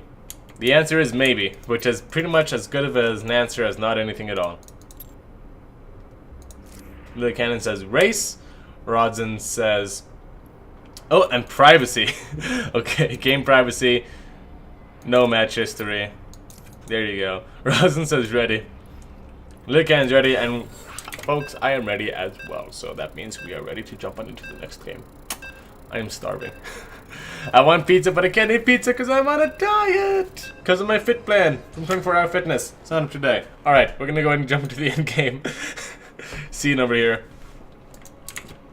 As you get ready to load on into game number 4. Oh, that was fast. Like uber fast. Oktoberfest. Right. Let's go and introduce our players. Spawning mostly in the bottom right hand position of Kairos Junction. Representing E-Punks, it is the green term player Lillekanin. Currently up 2 games against 1 to the opponent spawning in the top left-hand position of Kairos Junction.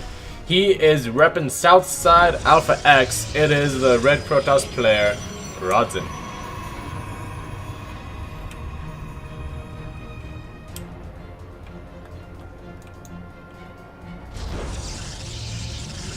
Again, another day, another probe scout, and another... Oh, wait. No, it's... Okay, alright guys. Big treat time. Another extractor, or rather another simulator, please. Okay, so it's not going to be what I thought it was going to be, but it's still going to be really cool. You see this pylon over here? He doesn't even want to know what Lillekanin's doing. He says, if you're going to proxy me, I'm going to proxy. It's going to go and throw it on the gateway there. So it's going to be proxy gateway aggression coming up from Rodzyn. Definitely a very powerful aggression we've seen. It's more of a recent style to go ahead and throw it on this double gateway things. And the cool part about double gateway is that, you know, you can really pretty much stop producing units whenever you want. You're only really out a gateway and a pylon, and you have so much upside for potential. It's about the closest that Protoss player can get as far as doing a cheese like a Terran player, right? Where you can just kind of not really take too much damage, but still have a huge potential for upside there. Bunker gets a little bit more finish than I did last time. Probably just there to delay the freaking thing. Yes, the thing. To delay the natural as much as it possibly can. While it's going to go ahead and try and land the bunker there. It's not going to work again, though. Or try to land the... Yeah, barracks there. Oh, actually did not get the cancel on that bunker. Didn't actually die, but in exchange he does end up using that micro to fish out a probe. And the barracks has landed. So now Rodzyn is pretty committed to finding some damage on the other side of the map. Thankfully for him, though, he actually did open up with a build that allows him to do something pretty similar. He has a stock on the opposite side of the map, and it's poking away at that tech lab. It is gonna get that tech lab if there's no repair on that tech lab. As when you attack things generally die unless you give them some health or move them out of the way. A robo goes down, so yeah. Lillekanin, Rodzyn has no intentions whatsoever of transitioning. SCVs have to be pulled to repair, and Rodzyn's gonna go ahead and give it up for now. Yeah, he's just gonna go ahead and stay out on this side of the map. But this robo is really what's intriguing. I wonder what he's gonna try and do with it. Is he gonna try and pump out Immortals? Does he just want a War Prism and some more gateways? I honestly think that it might just be for Immortals. It seems like kind of a ways to get a robo and to not get Immortals, right? Oh. Okay, so yes, Zella does end up going down. Does end up getting the Reaper though. That's actually pretty nice. Has to be able to micro these stalkers pretty well. One cyclone, not really that scary. As you can see, not really much in the way of micro needs to be done in order to nullify that block on ability. It's got to pull it back, pull it back, pull it back, or not pull it back. That's also a possibility. Oh, okay, so a little bit of flub micro there from Rodzyn, and that's unfortunately going to cost him like two stalkers. Actually, a very significant loss there. I mean, imagine 2 more stalkers with this push, right? Another one's about to come across the map, though. Again, Lillekanin is still in a little bit of trouble. This R-Gate, though, is going to be the linchpin to him winning the game. If he can hold on back home, as well as get a Cloak Banshee across the map, or even just a Banshee across the map, imagine the havoc that can wreak. Even the Liberator, too, you're right. Liberator is also going to be able to shut down production, or rather shut down mining at the base of Lillekanin. or rather at Rodzyn, if he doesn't play it carefully, and if he doesn't warp on in enough stalkers back at home. Cyclone is going to go ahead and trigger the barrier on that Immortal. Nice play there by Lillekanin, and he's holding on exactly as he needs to do. I do love this siege tank. I think it's a little bit overdue, because two Cyclones, yeah, you're eventually just going to get overrun. And this is what I'm talking about. That tech lab is going to go ahead and get punched on down. This siege tank needs to go ahead and siege on up as soon as it possibly can. Or I guess he just wants the DPS right here, right now. But as soon as that's, I guarantee you, as soon as it's going to siege up, it's going to be game over for this push. Coming on in from front of direction, but Lillekanin not comfortable to siege it on up. What are you doing? There you go. Finally does end up doing it. It's going to go ahead and drop on top of the tank though. That's probably what he was worried about in hindsight. And that's going to be it for Lillekanin. GG is called. And Rodzyn takes the game, tying it up 2-2. Alright, very, very cheesy series coming up for this player so far. I like how Lillekanin, or rather Rodzyn, tried to macro for like the first couple of games, tried to like bat away Lillekanin shenanigans. And then the past few games, he's just like, you know what, you want to do this? You want to tango, buddy? Let's tango. He says repug, go, go, just how I think of this series. Pretty damn repugnant, but newly repugnant, as we're seeing all sorts of amazing cheeses that I did not know existed. So, hey, 50-50, right? 50-50.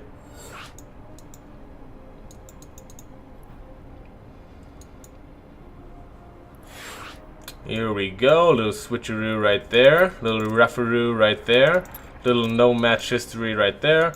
Rodzyn is ready, Lillekanin's go go, and folks, in stark contrast to game number 3, we are blazing through this series, ready to jump on into game number 5 just like that, tied up 2 apiece.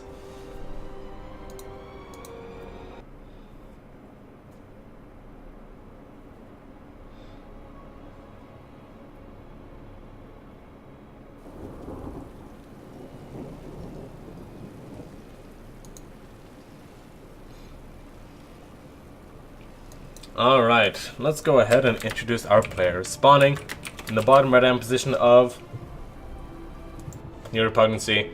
Representing the one of the 4 elements, it is fire.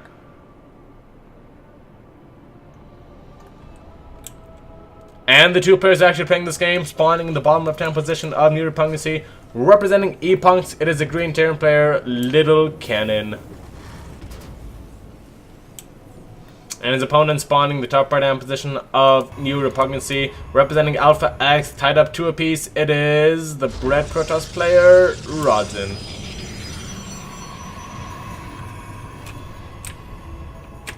Ooh yeah, super fancy just for our team member right there. Lillekanin going for the super duper pooper mind games, as they call it here in the States. Gonna go ahead and put his barracks on the bottom right hand side of his base, so here's what this is gonna do. Rodzyn's gonna come up, he's gonna see the lack of a barracks in the wall off, he's gonna see the double gases, and he's gonna be like, well, shucks. But Rodzyn ain't no fool, he's been duped before, and yes, he does see, just confirm that the barracks is just in a little bit of a special position. Lillekanin is actually just mining triple gases still though, so something tells me he still wants to do something on one base, just don't know what. It's gonna be a factory? It might be, yeah. Okay, so factory ends up going down as well, so we may actually be seeing a 1 base 1-1-1 build, otherwise known as the Destiny Cloudfish build, which is just brings me back so many years, but such is life, such is StarCraft. We're gonna go ahead and just stay in the present for the time being. And think about what Lillekanin could possibly have up his sleeve. Again, kitchen sink builds were all the rage for quite a considerable amount of time actually. In the early parts of Legacy of the Void, and they persisted for a while too, I know. I mean, last time I saw a build like this was on Bonnie Research Station. Not Bonnie, whoa, not Bonnie, whoa, that's like, no, Overgrowth, yeah, it was on Overgrowth, yeah. And yeah, Overgrowth was still in the map pool the last time I saw this build, so, I mean, it could be that. I mean, definitely it's not outside the realm of possibility, especially with all these tech labs coming on down. It's a very real possibility. We may just be seeing a Liberator and a Siege Tank push coming out here from the Green Terran player, and that would really just be a blast from the past. And really, probably for Rodzyn too. Rodzyn's been around for quite a while in the StarCraft world, so he's probably faced up against this at least a couple times. The proper response though could be hard to find. Okay, he's going for Cyclones, so it's not going to be Siege Tanks like I previously thought. But just for the sake of thinking and talking out loud while we wait for shit to happen, if you were to go for that kitchen sink build, honestly, it's really tricky on how to actually deal with that. Most people agree though, you need to saturate this natural base, right? Since you have a decent amount of time before it hits. You gotta get like 10, 12 workers on there on the minerals, and you gotta get up to like 5 gates. You get your robo down if you want to go robo. You gotta get your stargate down. You definitely don't go for twilight, and you just try and get big enough stuff. Try and delay the push long enough to where they can't really set up super well. So you gotta almost hit a timing attack on the all-in, right? Where they just barely don't have enough stuff, and you try and break them. Then you try and trade out the best you can, and that's the idea. Meanwhile, Lillekanin is just now getting his natural base as well. Okay, so it's a 1-base Cyclone build with a Cloaked Banshee just kind of mixed in for good measure. The Observer is, of course, going to see the Cloaked Banshee literally right away.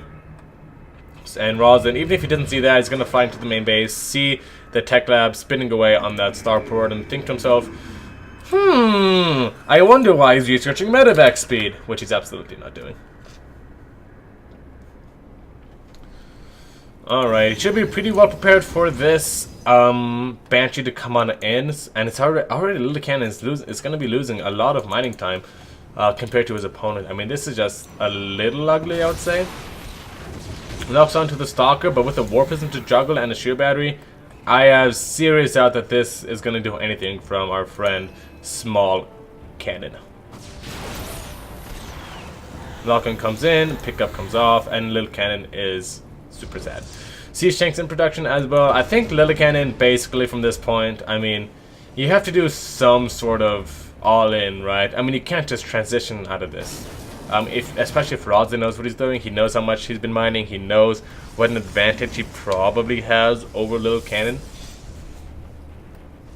Yeah, and Immortal is already being chronoed on that, and I think as soon, yeah, okay, so Blink is being chronoed too. I think as soon as Blink finishes, I think this would be a perfect time to just go and move across the map and just keep the pressure on for literally as much as you can, while these Banshees try and futilely find damage back at home, because back at home, kind of pitiful. It's a siege tank, it's like 4 Marines, and it's a Cyclone. So even a War Prism full of even a War Prism full of units will be able to find massive amounts of damage. Maybe you can even cancel Stim if you're lucky, if he's going for Stim. He's not going for another Hyperfight Rotus build. He has been liking those builds a lot recently. Honestly, I'm still not completely sold on Hyperfight Rotus against Protoss, but Lillekanin, obviously, much better Terran player than I am. Knows something that I don't. Okay, so only chance is to go ahead and burst down this... yeah, I was gonna say the only chance to save the War Prism there is to try and burst down that Cyclone. So good play there from Rodzyn, recognizing that, really chasing that Cyclone and saving his War Prism. Now gonna go and start posturing for a 3rd base. Can he get it? Nope, he can't.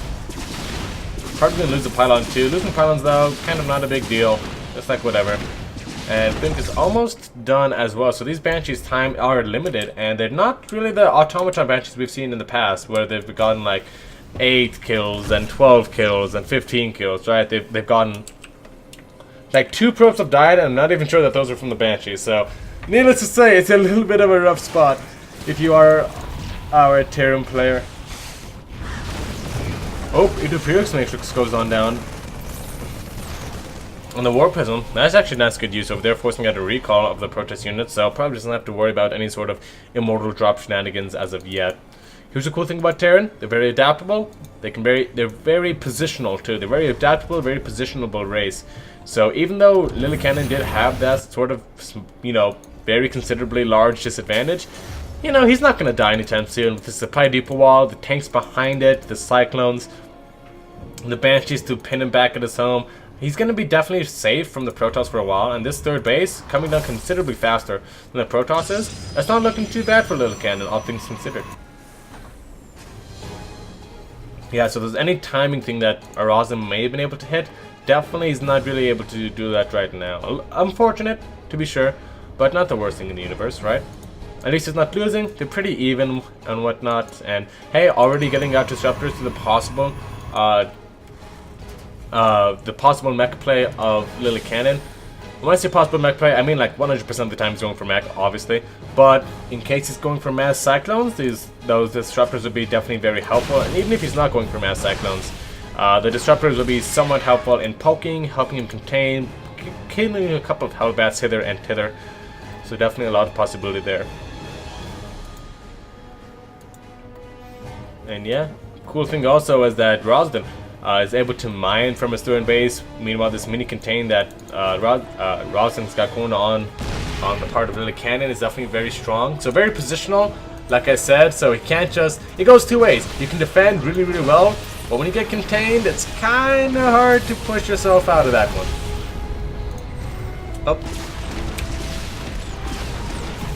Oh, he's actually not going to finish off the barracks, unfortunately, so that is going to live. Or I thought burning buildings lost health, not gained it. Hello, CB. You make a lot more sense. Yeah. So, Lillekanin definitely not feeling the pressure to go ahead and establish that third base. I mean, he sees that Rodzyn is obviously mining from a fully saturated one himself. And yeah, here we go. Lillekanin is going to go ahead, lower the walls, unsiege the tank, sees the tank right back up as he does not feel comfortable to unsiege that just yet. Nope. Can this... Yeah. Oh, it's super cute. Oh, it's not doing it anymore. Do you see that? It just kind of went tick tick, like tick tick, right? As it tried to follow the stalker. I don't know. I thought that was funny. Little tick tick, you know. Anyway, this is the entire army of Lillekanin. Let's see if the small containing from Rodzyn wants to challenge it.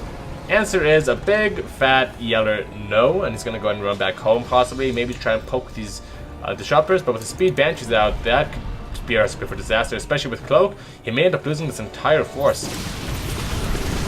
And Novas go out. Only one of them connects with the tank though, that's unfortunate. And now the bench is on the chase. Rodzyn does not recognize that he does not have detection, and he's gonna lose every single one of these units.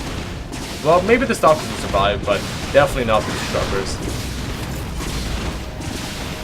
Alright, well, I guess life is a lie. He's gonna go ahead and pick up the Disruptors in this War Prism. His army right now, Rodzyn's looking okay. He's definitely been focusing a lot more on the macro side of things. And yeah, going straight for that triple Stargate as well. There's no Fleet Beacon, is there? Yeah, so just not getting the Fleet Beacon. Yeah, so obviously gonna play a very fast transitional game. As he knows that Lillekanin doesn't really like pushing out with his mech all that often. Until he gets up to his BCs. Amazing disruption novas coming out from Rodzyn, getting 2 tanks. Confident enough to actually blink on top. He's gonna get that Raven. He is. That's so Raven. And he's gonna be able to force out 2 scans on top of it as well. So excellent little position there from Rodzyn. Even further making Lillekanin that much more comfortable to try and push on out. He's getting the tanks, he's getting the Hellions, but honestly, I would be worried about a bunch of Chartals coming in and just smoking me if I were Lillekanin, so I can understand his hesitation to not want to move out, but the Fleet Beacon is finishing on up. There's going to be a bunch of carriers started up right away. Like, there we go, already 2. We can see +1 air weapons as well, spinning on up, as well as the 4th base. I mean, this looks like what Rodzyn was doing last game in the BCs, except this time I hope he is able to either kill Lillekanin before the BCs do become an issue for him, or if the BCs do come out, he does switch things up as the Stalker Tempest just was not working against the BCs. You definitely needed a little bit more of a technological army against that. Though I definitely did like some things he was doing there, like the Tempest harassment, followed by the recalls. Spicy stuff, I tell you. A couple of Hellions gonna go ahead and try and counterattack over here. Rodzyn obviously has a lot of anti-Hellion stuff. I think he's learning his lesson from the last game. Definitely the lack of static defense hurt him immensely there. So obviously has a couple of cannons here and there. And Lillekanin with his own tech gonna start pumping out battle cruisers. Rodzyn exploded, so we're gonna have to wait for his computer to not explode. Oh man, he was complaining about his PC earlier, so this may be the end.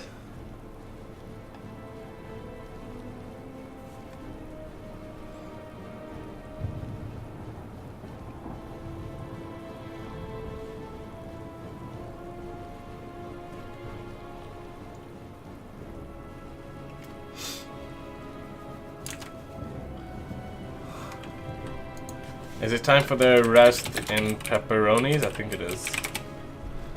Alright, Rodzyn probably exploded here, so we're gonna go ahead and again read from replay over here if Rodzyn does not come back, which I don't think he will. And it's a shame as things were just about to spice on up with the BCs and the carriers and the gives me chills. Alright. We're gonna go through the process of reading through the replay, folks, so please bear with us as that does happen. And it will happen. Here we go.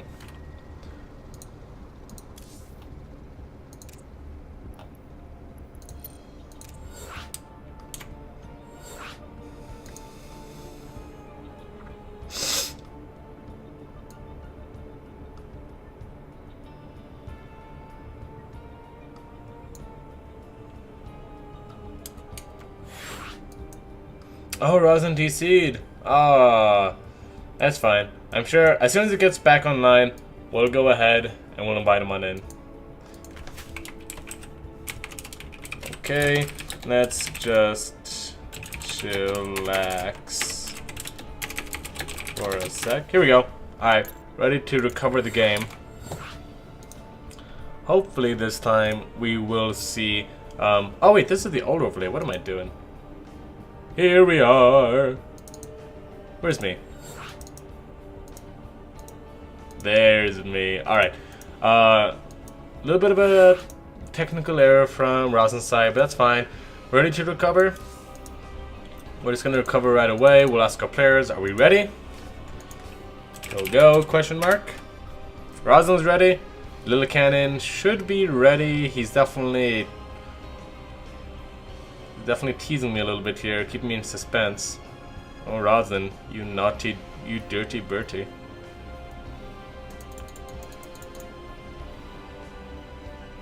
I'm pretty sure the GH is close enough to go for me to go ahead and start this. So, starting at 12:17, let's rock and roll.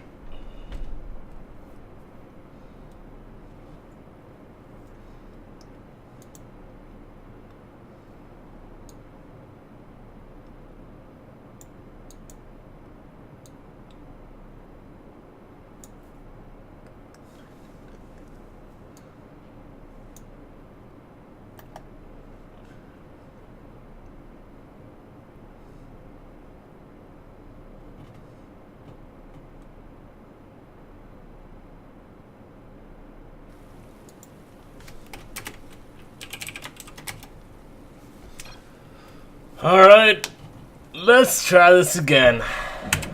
3. The only counter and timer in StarCraft, by the way, to my knowledge. 3, 2, 1. Then again, I think co-op does that, right? Does co-op go 3, 2, 1? Or does like campaign mode do 3, 2, 1? I don't know. Okay, whatever happened to them implementing the countdown timer at the beginning of games in StarCraft, right? I thought they were gonna do like a 3, 2, 1 thing. Like that would be super cool. Like an overview of the map, and then a 3, 2, 1. I think, okay, really quickly before this game like really gets into gear, I think StarCraft used a little bit more flashy, thematic stuff. I think besides from like cosmetics, like, you know, cool screen stuff or new maps or things like that. I don't know. I think that'd be really cool. And a really cool thing to implement. Alright. Alright, moving on. StarCraft 2 is being played right now, and we are casting it, so let's go ahead and do that. Oh, a couple of Hellions gonna go and run on by to a bunch of these Hellions over here. I'm going to quickly fix the score. Thank you, Sush. You are a literal lifesaver. If I'm not mistaken, it is 2-2. for these players. And oh man, what a life, huh? Does come charging on, and they do get blown from the grave, but not enough, it seems. A couple of Disruption is going to go ahead and absolutely obliterate one of those tanks, but I think our friend Rodzyn has found a position. Just has to hold position over here. No, no, okay, don't chase. Okay, I guess he's chasing. I guess we're chasing stuff now. A couple of mortals going to go ahead and get blown on up, and unfortunately does not get that CC. A little bit of a not great micro there if I were to criticize him, which I don't really want to, but I'm going to. And yeah, I think he's hitting an amazing time, just as the BCs are popping on out. He's going to go ahead and focus them down. In these small numbers, you know, Stalkers can definitely do something against BCs. And I think there's enough carriers here to just move into the main and go over production.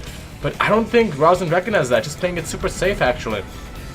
He does not want to give up any lead he has in this game so far, especially with 2 more BCs popping on out.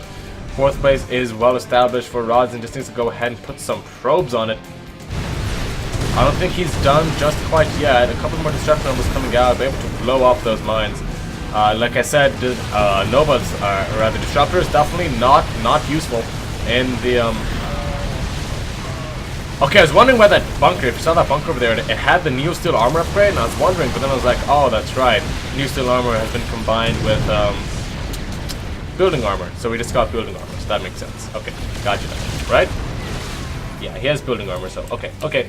No, never mind, we're good. 12 more workers going on down for Lillekanin though. Definitely a big hit to his economy. The Rodzyn's only sitting at 50 himself. Not really remaking anything. I think this super empty 4th base should be a sign that he needs to do a little something, right? But in the meantime, Rodzyn is still applying the pressure. I think rightfully so. He smells blood in the water, and I see it. So definitely an amazing combination there. Disruption Nova blowing up even more mines. Oh. Well, that Nova's dead, but at least it's going to go ahead and get a couple of mines out of it. Are there any observers with this army? Oh, he's going there. Oh, he's making his way over. He's like doing it. He's trying. Alright, he's going to join us in a couple of seconds, folks. We'll name him Timmy the Observer, because God can Timmy run. Alright, still some BCs on the way for the Terran player, though there's Tempest out now. Unfortunately, they're not supported by the rest of the army, and actually, wow, it takes 2 Yamato cannons to kill a Tempest? I would not have expected that. Wow, so yeah, but it still only takes 2 to kill a carrier, if I'm not mistaken, right? Yeah. Also, these are all out of Yamato cannons. Not out of jumps, though, so they can still try and do some damage. Carriers don't take a lot of damage from BCs. BCs, not a lot of damage from carriers. It's a two-way relationship, sort of thing. Though the Stalkers on the ground definitely tipping the scales for the Protoss player. Has to make sure that these BCs don't have time to get that much repairs done on them, though. And he's going to go ahead and send out Disruption Over, try and blow up a bunch of SCVs for him to go down, but there's just not enough on the ground. Has to back up, wait for reinforcements, wait for more intercepts to be made, and now, with this BC count, I think it's impossible for him to keep pushing into this. And yeah, he is going to go ahead and push Rodzyn back for now. Rodzyn ready to book it on home. Actually, he's going to... Oh boy. No! Okay, one shot goes off and Rodzyn's like, holy shit, that's not supposed to happen. And just gonna go ahead and back off, taking his free damage. Oh, nice little blink shenanigans here from Rodzyn, just to kind of keep a little bit of pressure on. And the Tempest production has begun, 3 at a time. Well, not only has it begun, but I think it's been beginning for quite some time. And now, what does the Tempest count at? It's only at 1. Well, okay, to be fair, he did lose a couple, so I think Rodzyn is in a good position. He's mining from 4 bases. Meanwhile, Lillekanin is, you know, starting to mine out his 3rd base. His 2nd base looking kind of anemic over there, so definitely in a little bit of a dire position is Lillekanin. It's up to him to make something happen in this game, but I think the only thing he can do is just sit at home and try not to die. I mean, but if he does that, then the Tempest is going to walk across the map and kill him. He has to hope that Rodzyn messes up or something. He needs to get his mining back up to par. Oh, actually, these Stalkers might actually get... Oh, not trapped, because they have Blink. What am I talking about? And yeah, this is definitely something more that I love so much more. Oh my god, these Archons are going to be so good against the BCs. BCs take so long to kill Archons, and Archons are just really good if they try to blink on top. And you know, Archons are just Archons, and Archons are good, and they just make me feel all good and giddy inside. And also if the opponent's going for like, you know, Vikings or something like that, it's just so nice. It's just so nice to have Archons against BCs. It's just that much more meat, right? Alright, so let's see how the microwave is gonna go ahead and start to focus down the BCs. He loses the War Prism, which was right in front. The Tempest also weren't super properly supported, so they're gonna go down as well. BCs are being blinked fine. BCs really stacked on top of each other too, so that's why Archons are good with them. A couple more blinks go down. Oh, a bunch of interceptors getting blown up over there. All these BCs incredibly low, but Lillekanin is just gonna repair them. And unfortunately, a little bit of a flood engagement there from Rodzyn. Still a great supply advantage. Just has to make sure he doesn't keep on sending Tempest in like an IV drip. Yep, should be fine. Just get the... Like I said, carriers are kind of sieging units in that they attack, they pull back, they attack, they pull back. You have to wait for those interceptors to come back up. Like these carriers are operating at like 1/2 capacity right now, and yeah, carriers operating at 1/2 capacity are pretty much just paperweights, right? So have to be very careful about that. Also, not enough. I think this is if Lillekanin is able to jump on top of this army and eliminate it, it could be a very winnable game coming out from it. And he's established his 4th base as well. I mean, Lillekanin already up to a Rodzyn up to a 5th base, but that doesn't mean Lillekanin can't at least start to make a comeback in this game. Is there a War Prism on the way? Yeah, War Prism is just moving across the map. Just be super careful with all of his units though. Just one wrong move, one wrong blink, and it's either for either of these players, honestly. Alright. Okay, I was looking at these mines and I was like, oh my god, that would just... Oh, that would kill me. Lock on the Tempest. Cyclone is able to do a massive amount of its damage. In fact, it could actually not kill this because they only do 400 damage. Right? No, they do 400 plus 400 versus armored instead of 200 plus 400 versus armored. Right? Something like that. So they can't. So they do kill a Tempest with. They do kill a carrier with 1 knock-on, if I'm not mistaken. Anyways, I think now is an appropriate time to be making stalkers when you're about to kill your opponent, but still, this is a very losable position for Lillekanin, but equivalently, it's a very not winnable position from Rodzyn if he messes up the micro, and battle cruisers are still battle cruisers. They have a lot of health, they bring a lot of pain to the party, and especially when they have all these supporting units with them, it's not as simple as just kind of walking on top and, you know, walking on top of everything and killing it. Has to make sure he's controlling everything just so... Oh my goodness. Alright, I kind of want to try and get a sense of his hotkeys here. I mean, it seems like he has all of his air units on one hotkey and all of his ground units on another, which I do like. I honestly prefer like having all my carriers on or my Tempest on a separate hotkey all together. Just have them like super safe, you know, super microable, and keep my carriers with my main army hotkey. But that's his preferences, I guess. Needs to get a couple of observers over here to start clearing out these mines. Yeah. Oh wow! Look at all that mine damage. So honestly, this is a lot more damage than it looks to be. Actually, like losing 4 or 5 stalkers there is, yeah, that's like losing like 1 or 2 Tempests. So it has to be careful with how many stalkers he loses. Actually, 18 probes dying on the opposite side of the map with the Stellar Warpin. I'm guessing it was a Hellion run-by that did manage to even the score out a little bit. But now Rodzyn is pretty much maxed out, and Lillekanin, you know, maxing out is a funny thing for him. He's kind of been sitting at the same amount of supply for most of the game, and I think now, oh, he's blinking on top. He's making a final Hail Mary attempt to come in with the Widow Mines, with the Cal Bruisers, with everything. But I think the Tempest Cow has just gone way too high. He's able to target down all of the BCs if he wants to. Yeah, this is way too many Tempests to deal with, and I think, yeah, now is Rodzyn's time to shine. He can just walk on top of everything. I think that's it. GG is called from Lillekanin, and Rodzyn will take a quick game number, well, not a quick, but a very commanding game number 5 victory, putting him 2 games away from winning this best of 9.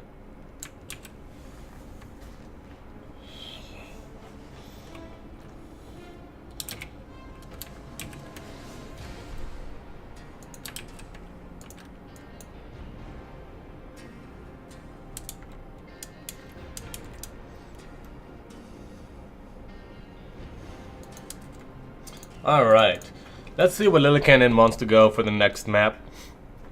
Honestly, it seems like the style he's trying out, I mean, it worked one time, but it didn't work the most recent time, and the one time it did work, I gotta be honest, it looked pretty shoddy for him until the BCs were just able to run over anything and he got a really critical mass of them up and going. So whether Lillekanin wants to try that again, I'm not certain. I think if he does try it again, we may be seeing Rodzyn play even more aggressively.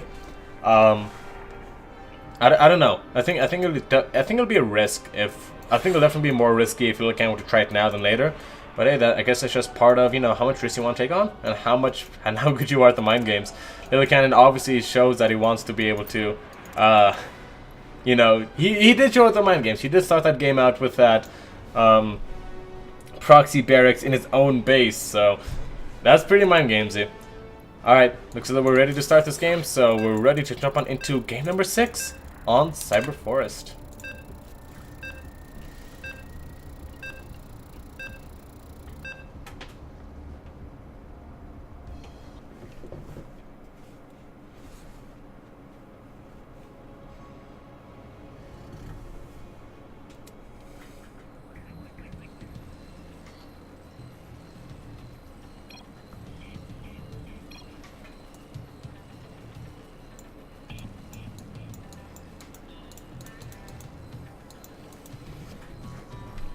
I think I saw 2 SCVs move across the map. From the green Terran player spawning in the bottom right hand position of Cyber Forest representing E-Punks. Those were from Lillekanin.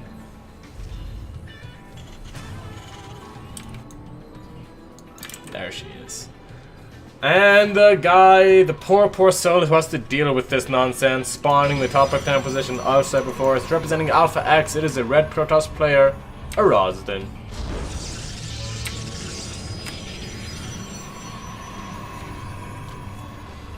Oh boy. I mean, he's gonna scout after gas, which is, you know, one of the standard Protoss scout timings against Terran. I mean, you can pretty much scout whenever you want. Some people do it after pylons, some do it after gateway, some do it after gas. It's pretty much all the same, you know. As soon as you go past after gateway. After pylon is a little on the overly safe side, I would say, but still nothing too cray-cray. Lillekanin just content with this one barracks over here. He may actually start up another. I'm not too certain. Rodzyn immediately actually going to scout it out in one of the common proxy positions. Actually, if he does, yeah, he's definitely going to see that. Yeah. Oh no! Oh no! Lillekanin!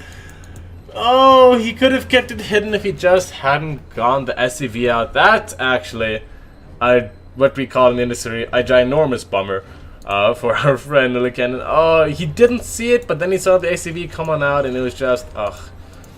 Finally, the engineering bay is going to go ahead and start in place of the bunker, which has significantly more health and takes a lot more time to kill.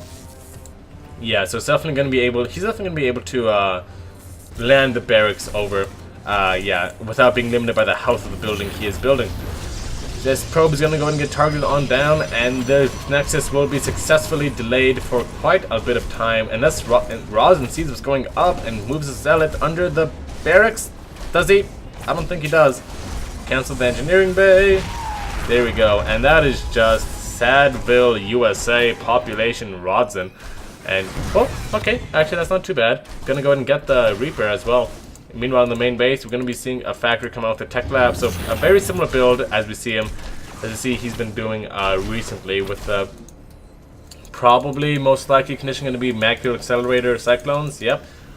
Meanwhile, on the opposite side of the map, you see something a little bit unique. The first Stargate of the series has been warping on air. Now, Stargate and PvT, it's kind of been in a really wacky place recently. Honestly, it's kind of weird because, okay, so no, yeah.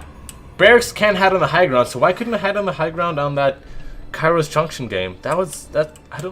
Life is strange, you guys. I don't know. I mean, I guess Lillekanin and I were both right. You can hide stuff in Overlord spots if they're giant floating buildings against all possible reasoning, but I guess he just couldn't find the right spot for it, I guess.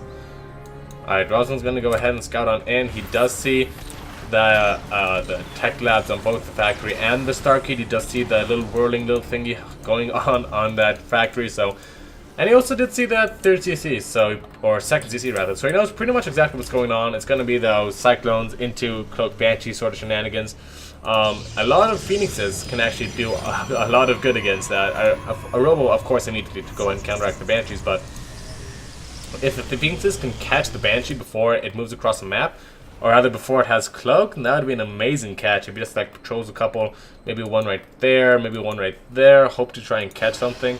But no. Lillekanin is going to go and scan the main to see what is up, and he does see the Phoenixes being chronoed now. Probably knows that there's not too much wiggle room for this Banshee to find damage. And yeah, as soon as this Banshee pops on out, or as soon as it starts to do damage to the mineral line, these Phoenixes are going to be all over that, as the kids say. Still super sneaky barracks over here. It's going to get scouted eventually, right? I don't know. Take your bets. Literally take your bets in chat, and I will cover them 2-1. I think this barracks is going to go down not before the 7-minute mark. Not before the 6-minute mark. Yeah, not before the 7-minute mark. There we go. Alright, so lock on these Phoenixes does end up shooting them away. I'm pretty sure that Cyclones don't do extra damage to... Thank you, Zushi. I thought I entered in the score. I guess my control key must be sticky. Is my control key sticky? Like, if I press control and then 4, I get... There we go. Alright, so it is a little bit of a strange thing. That's weird. Alright. Thank you for the score correction. So Rodzyn is again 2 games away, and he's looking to make that 1 game away as he's protecting everything. Oh, the factory died! Alright, well, I guess I'm out like $1,000,000 or whatever. Anybody bet in chat? Probably nothing because... Ha ha ha.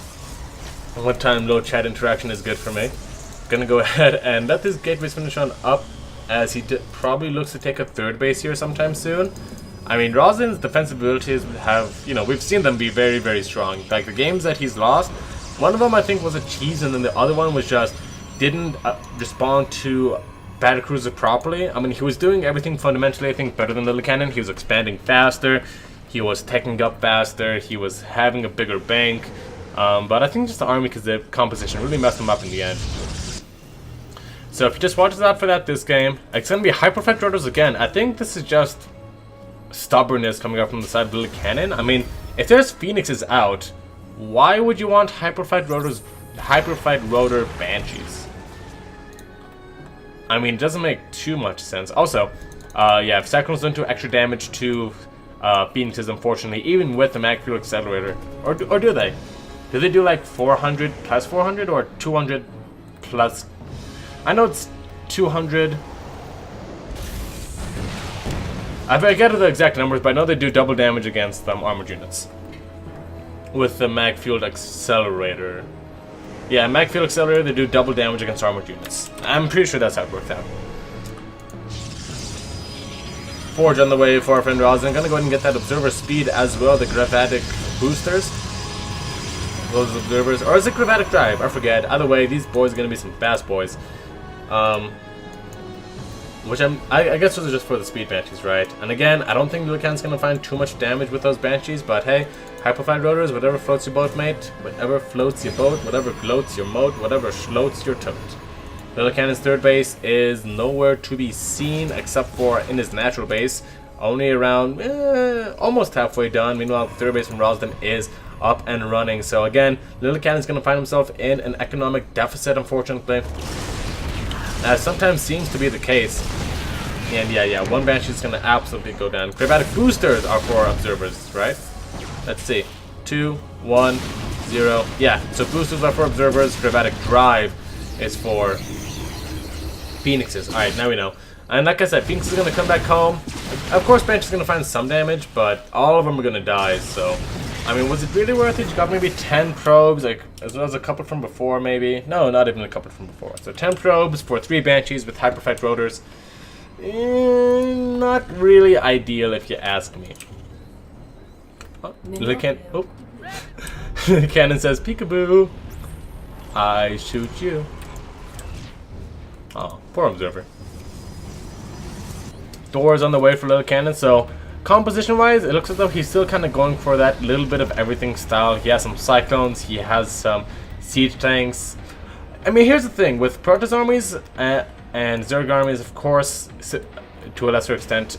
Sophistication is definitely very much needed. In Terran armies, I think just a lot of a good thing, followed up by some of that other thing for the early to mid game, is really what you need. Like, you don't want like some Cyclones, like some tanks, and like some Hellions, and then like some Banshees, and then like maybe a Raven in the air.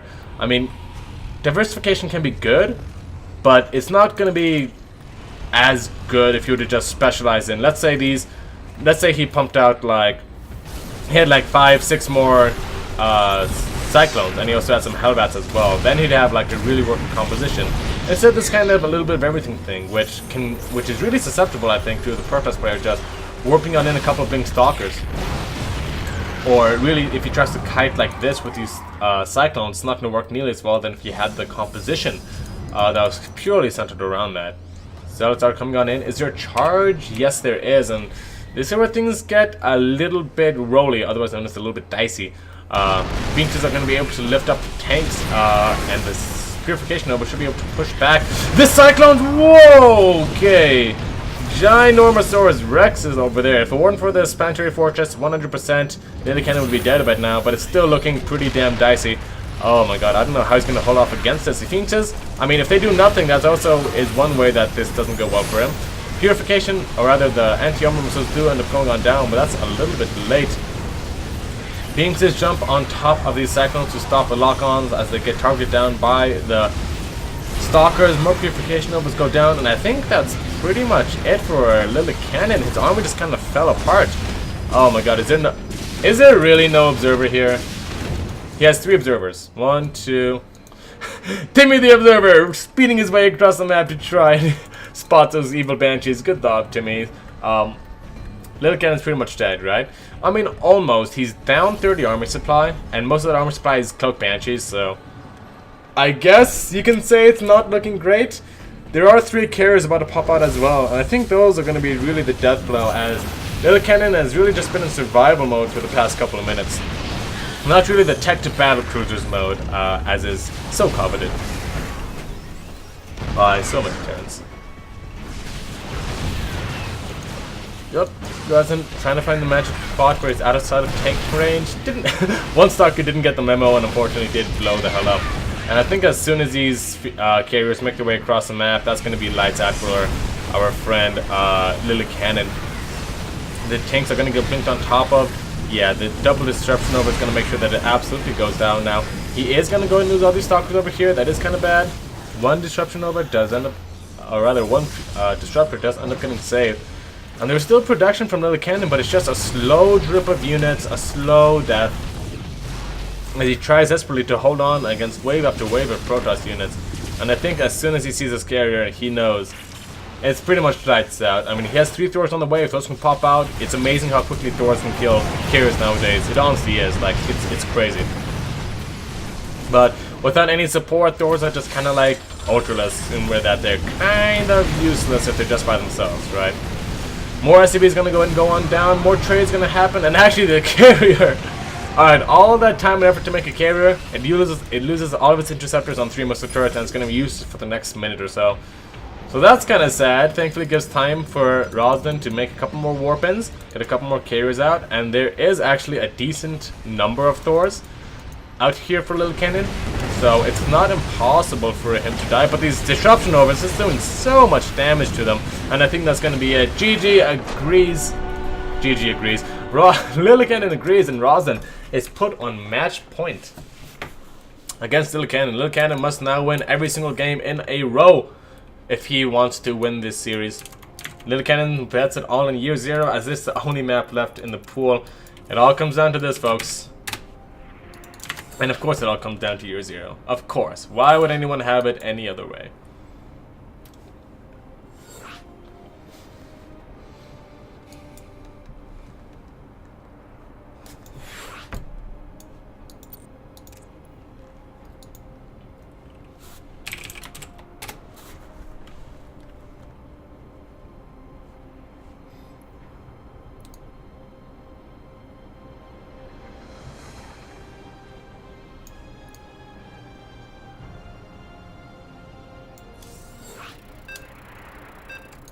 Referee, because I like the power trip against me. Okay, we're good.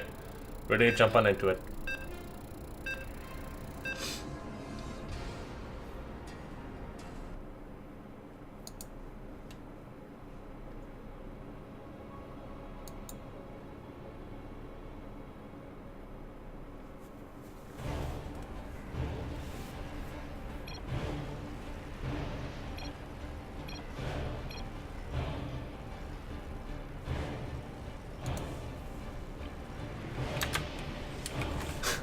I'm not sure if Sushi told them to do the score like this because I might have forgotten. But still, it's good to have a reminder that this is match point. Spawning the top right hand position of year 0. Representing E-Punks, it is his last stand. It is the green Terran player, Lillekanin.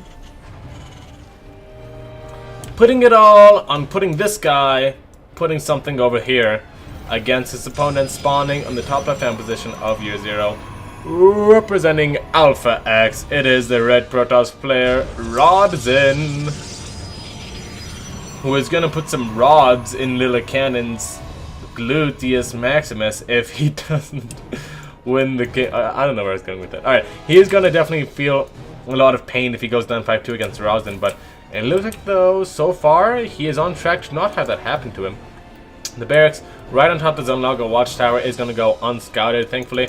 Rodzyn will know what is up as soon as he scouts the main base of Lillekanin and sees for the millionth time in a row now that yes, there are 2 gases, yes, there is no barracks at home, yes, I probably have to prefer some horrible stuff into Cyclones, into Speed Banshees.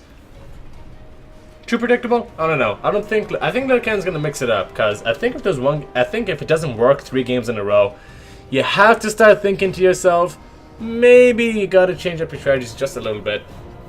So far, it's looking to be at least a little different in that the factory is now on the opposite side of the map as well. So he's not gonna go ahead and try and float the barracks over here. Honestly, a very tucked away hidden location. Again, year 0, lots of proxy spots on this map, so I can't blame him for not finding it. There's a lot to look at. Like, a lot to look at. And, yeah, I'm not really certain if he's gonna find this.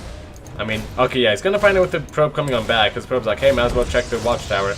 Puts a pylon over there just to see what is up. I think he was trying to stop any add-ons from happening. Just delayed a little bit. I think that's a little bit cutesy. Is it gonna cancel the pylon? Yeah. Okay, so that's actually really, really funny. I didn't expect that to happen. You have to have so much knowledge about, like, where buildings go to do that. That's cool. Alright, proxy 111 build.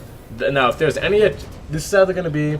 If there's ever a time where I was going to say this is a super duper cheesy, make all of units all the way across the map and push build, it's going to be that. Of course, since it's Lillekanin, it's going to be Cyclones, and this adept does not feel comfortable in taking down 2-3 buildings all by itself. And SCV, though, that's a little more manageable, and oh, just barely finishes last second.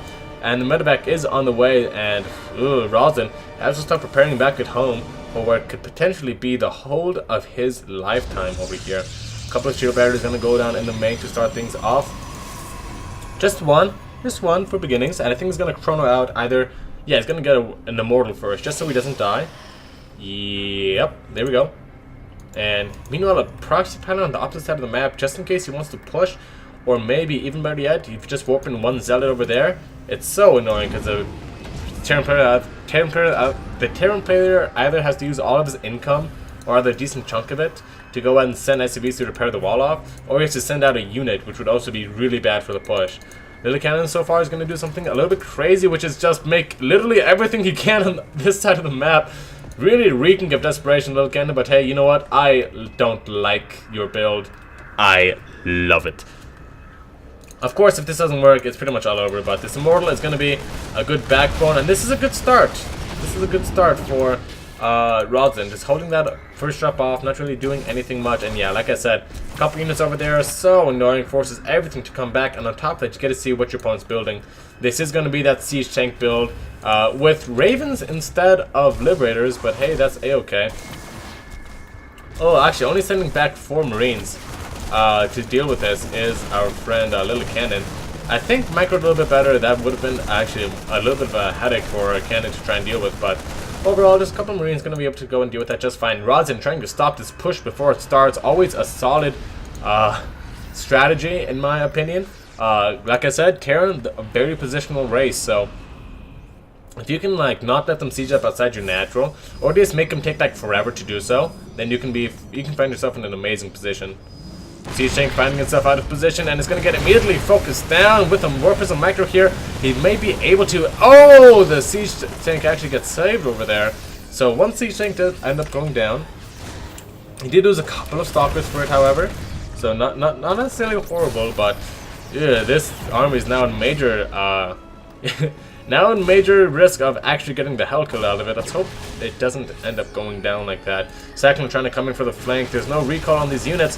If he doesn't recall, oh my god, the probe. Okay, the prism's gonna go down, especially with the no lock on the prism. So actually, the prism with the immortal is gonna get away safely, which is pretty much the main part of the Protoss army that you did not want dying. So good there.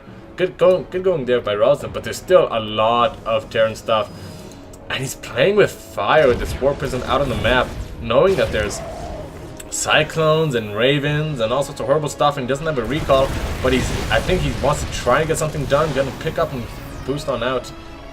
Well, Graviton boost on out. Graviton boosters are for observers. Oh my goodness, my whole life is a lie. Again, he's doing what he needs to be doing. He's stopping the push before it starts, but also, you gotta know when to not be this far out on the map. 3 Immortals are great, but against Marines, now you have to like start dealing with these Marines, and as soon as Stim gets finished, you're gonna be in a world of problems. Thankfully, this is... Oh, Robotics Bay is out. A Disruptor is way too tech heavy. I think he needs something that deals with the Marines. Oh my goodness. Then again, it is Rodzyn. Rodzyn does like his Disruptors. I've only seen one class... Oh my god. Rodzyn. Oh my god, guys, Stim is gonna finish. Stim is gonna finish. This is not gonna be a recall. And Lillekan's gonna jump on top of this army. And Rodzyn just now realizes the error of his ways. He can micro all this to safety if he does everything perfect, but he's not. The Warp Prism is getting jumped on top of, and yeah, same problem as what happened a couple games ago. Too technical of an army, too far out, and I think he is on track to lose this game. He has 7 army supply. Most of that is in a Disruptor. The rest of that is warping on in. I mean, that was an okay Disruptor shot, but again, I think Rodzyn just misplayed how to deal with the aggression from Lillekanin. Got way too technical and overextended. Now again, it's not over for him just yet. He still has a chance. There are Disruptors out. He can this tank hit that? No, the tank can just barely not hit the Robo. Purification Nova goes on down and oh my god, deletes that tank. And yeah, Lillekanin now gonna go and start focusing down the Robo. Knows that that is pretty much the linchpin of the defenses here from Rodzyn. Nova comes out, but it is gonna go and get targeted down before it explodes, and I think that should be it. Rodzyn. I know, like, yelling at your monitor doesn't make anybody do anything any different. I know this, you guys, but still, it is a little painful to me. Oh, okay. Interference Matrix on a Disruptor that already wasn't able to disrupt. That's okay.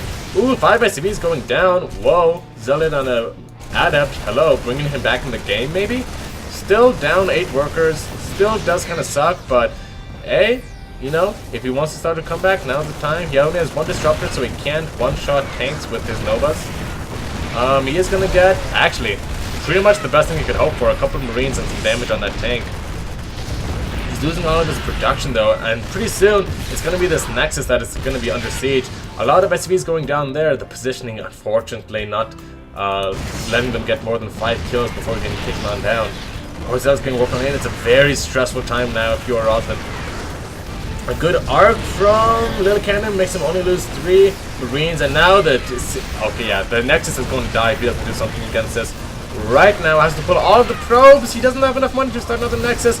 He needs to make a stand right now. The best he can hope for at this point is a draw, as he pulls everything against us, but I just don't think it's going to be enough.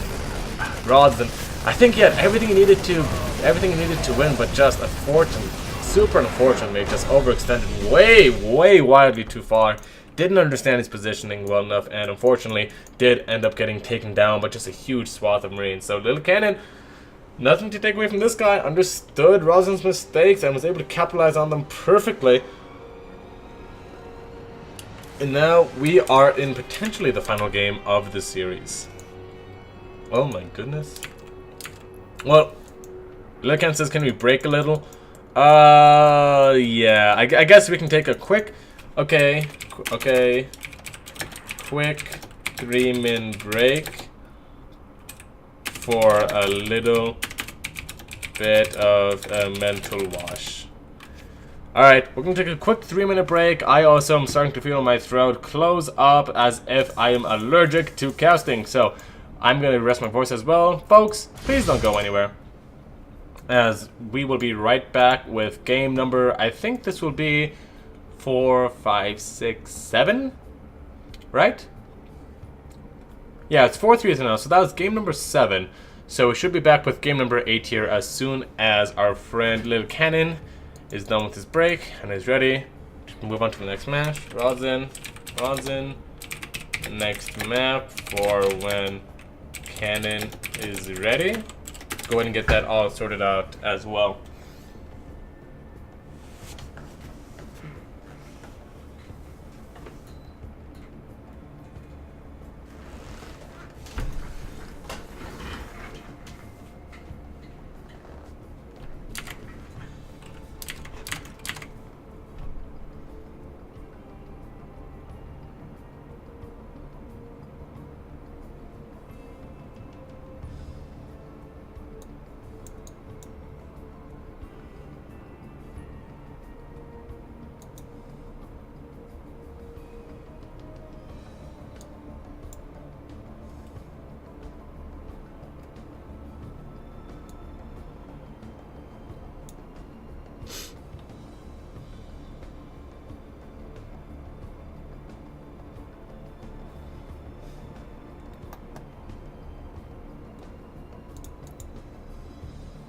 Oh, Rodzyn DC'd. I was wondering why it was taking so long to respond to me. Oh.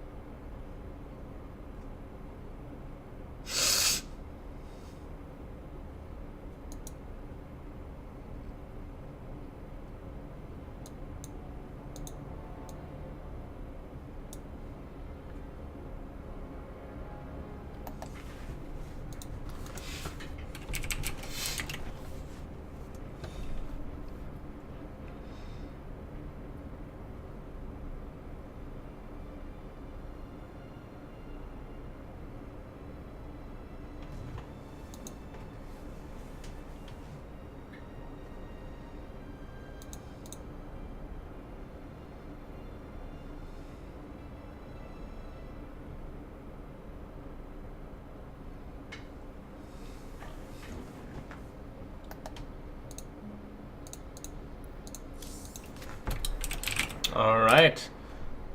Almost at the 3-minute mark over here. We're just gonna get ready to make this map. Lillekanin is fighting for his tournament life here, so it is a little bit stressful.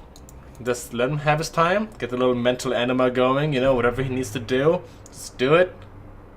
And hopefully 3 minutes should be long enough. But Lillekanin, I think... okay, never mind. Not even gonna go there. I'm not gonna like absolutely obliterate Lillekanin on stream for no other reason than it just came to me on a whim. So leave him to survive.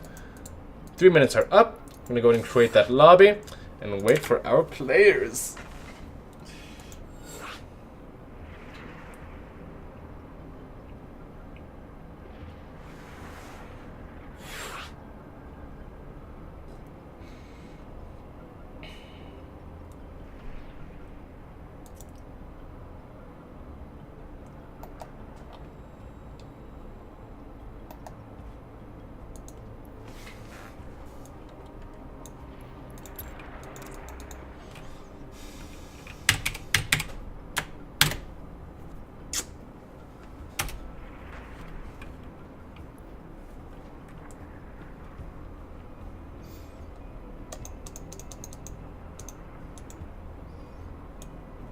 Alright, Lillekanin says need 4 more minutes for the toilet. Only one thing to do now. Poo emoji. and go back to surfing Reddit. I am giving my voice a good break though. It does happen because like it is good. Trust me. Otherwise, like you wake up the next day and like your throat's all scratchy and like it feels like you have a sore throat and it's just it's like the worst thing.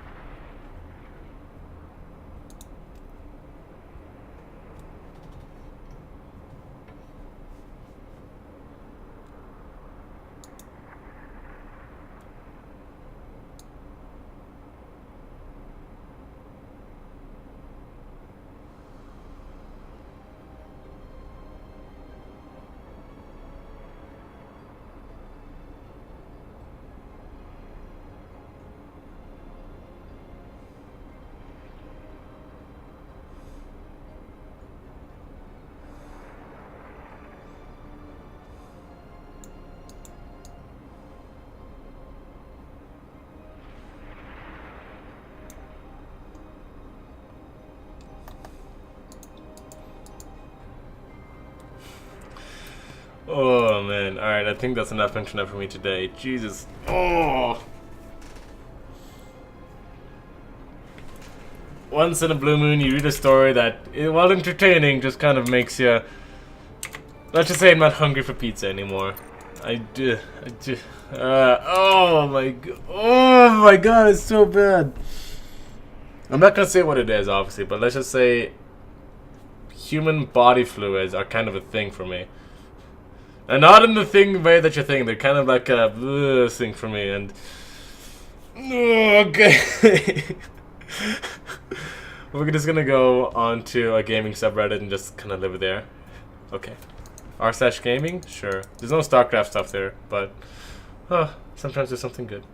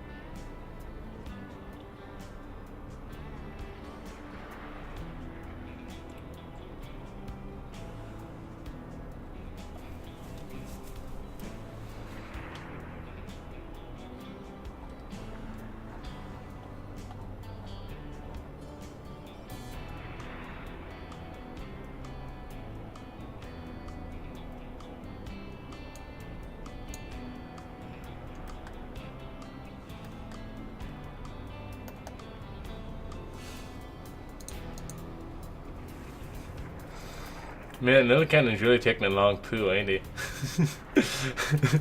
Poor Cannon.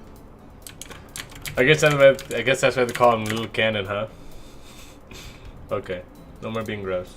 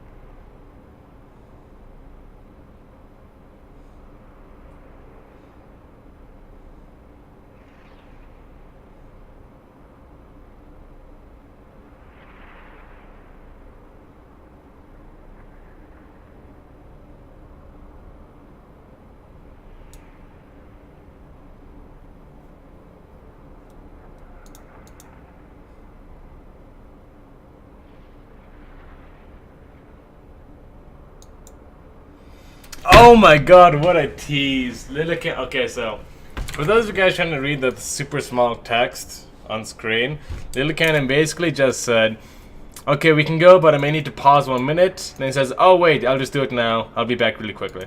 Okay. That's okay. It's fine. It's fine. Sometimes players need to take breaks. I've had longer overtimes, longer layovers, we'll call them, between games. Like, I remember one time, I forget what series it was, but we had to wait like 25 to like 30 minutes because someone's internet just kept like deciding to be an idiot and just exploding, right? So, we're good. We're good.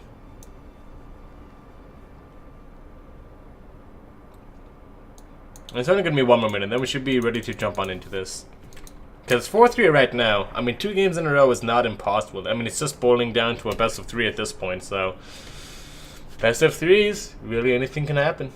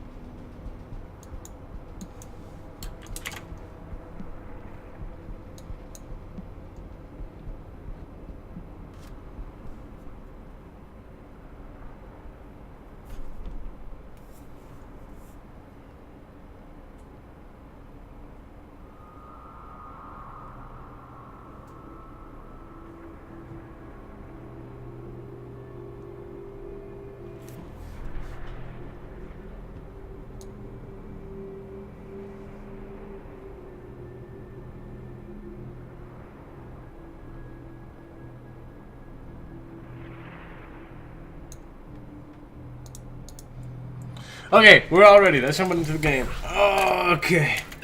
Okay, before Lillekanin has to take another crap or, you know, pet another dog that comes into his house or entertain another thing, or maybe he's playing in 2 tournaments at the same time and it just has like super great timing. I don't know, but whatever the case, we're ready to jump into the next game. So let's go ahead and jump on into the next game. Alright, let's power through this one, folks. Spawning the bottom right hand position of King's Cove, representing Eponks. It is a green Terran player, Lillekanin. And his opponent spawning the top left hand position of King's Cove, representing Alpha X. It is a red Protoss player, Rodzyn.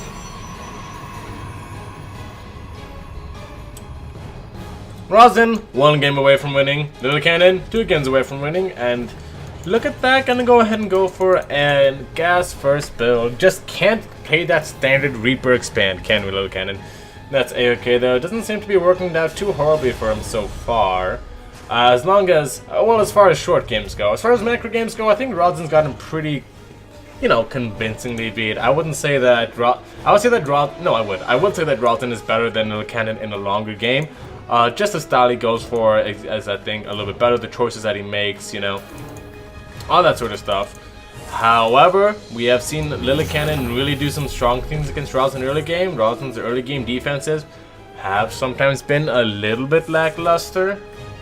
He did have that one good hold with the Cyclone push, but a couple games ago. But other than that, his decision making in the early game seems to be a little shoddy.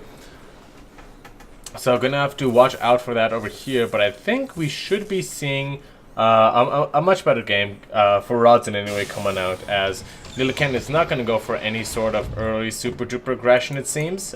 Gas first does not necessarily scream that it has to be something aggressive, right? Oh, SB is 25 health. Probe should probably skedaddle on back home by the 1 minute, like 52 second mark. Yeah, now you should really start running. Oh, boy, really pushing his luck. Alright. Probe is probably going to get killed by the Reaper. If the Reaper is fast enough and smart enough, maybe the Probe takes a really weird side route like this to try and get back home. Or maybe that's just the natural route it takes back home. Is it? Yeah, it's routed back home. Okay, so yeah, Reaper's probably going to find it.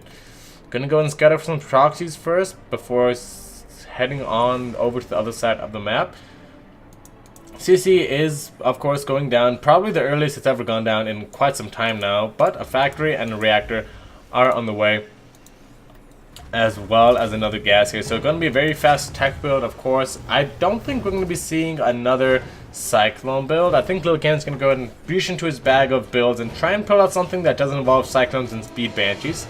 Maybe we actually might see some bio. I don't think we've seen a single bio game this entire series. Like, the closest we've gotten to bio games was Lillekanin doing a one base all in with like siege tanks and stim marines, which I would argue don't count as bio games.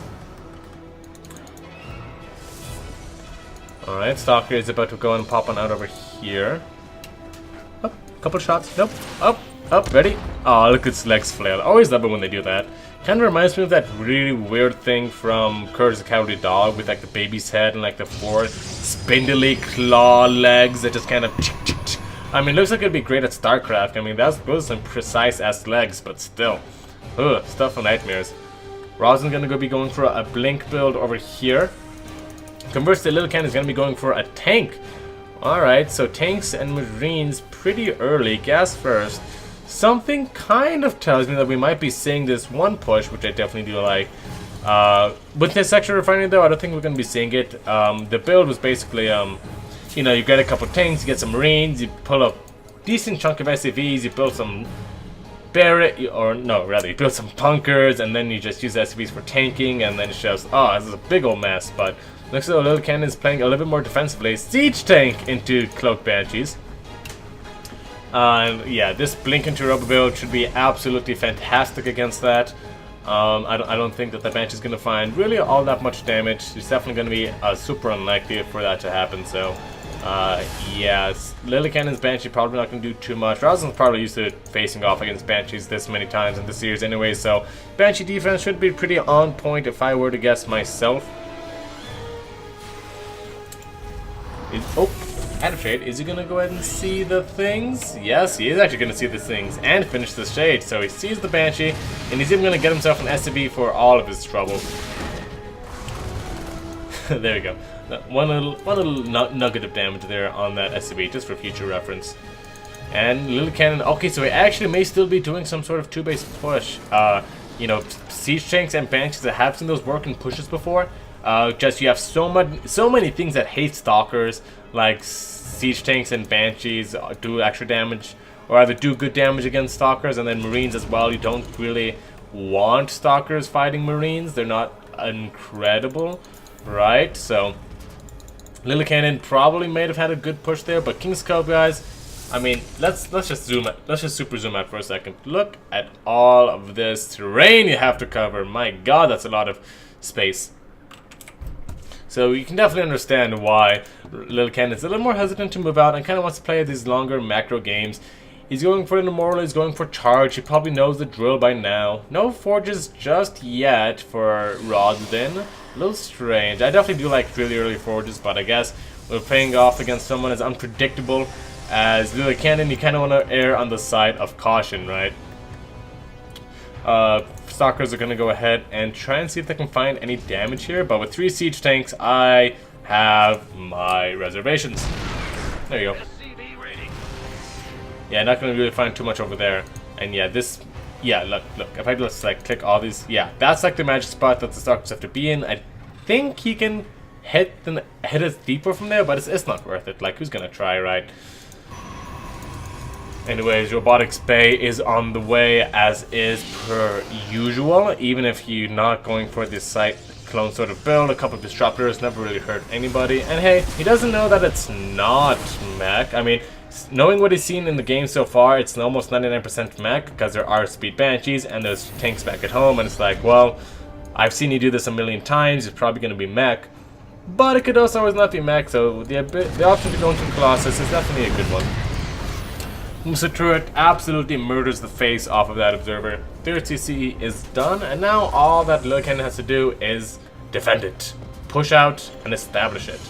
Which is a little easier said than done. As a matter of fact, when you're going for all these high technology Terran units on all these upgrades, kind of hard to have a significant, strong base of units. So I'm not going to be able to establish that third just yet. Meanwhile, Rodzyn really reaping the benefits of that third base. The report count is super even, but that's because there's 28 over here, which some people would say is not ideal, and I would agree with some people. Double archives on the way, and he hasn't actually made anything out of this robotics bay so far. I mean, he's just been making like 4 prisms, some observers, maybe an immortal here and there. So he's definitely just like holding judgment, it seems like. He's holding his judgment, trying to see what Rodzyn is, or rather what Lillekanin is going for before actually making something.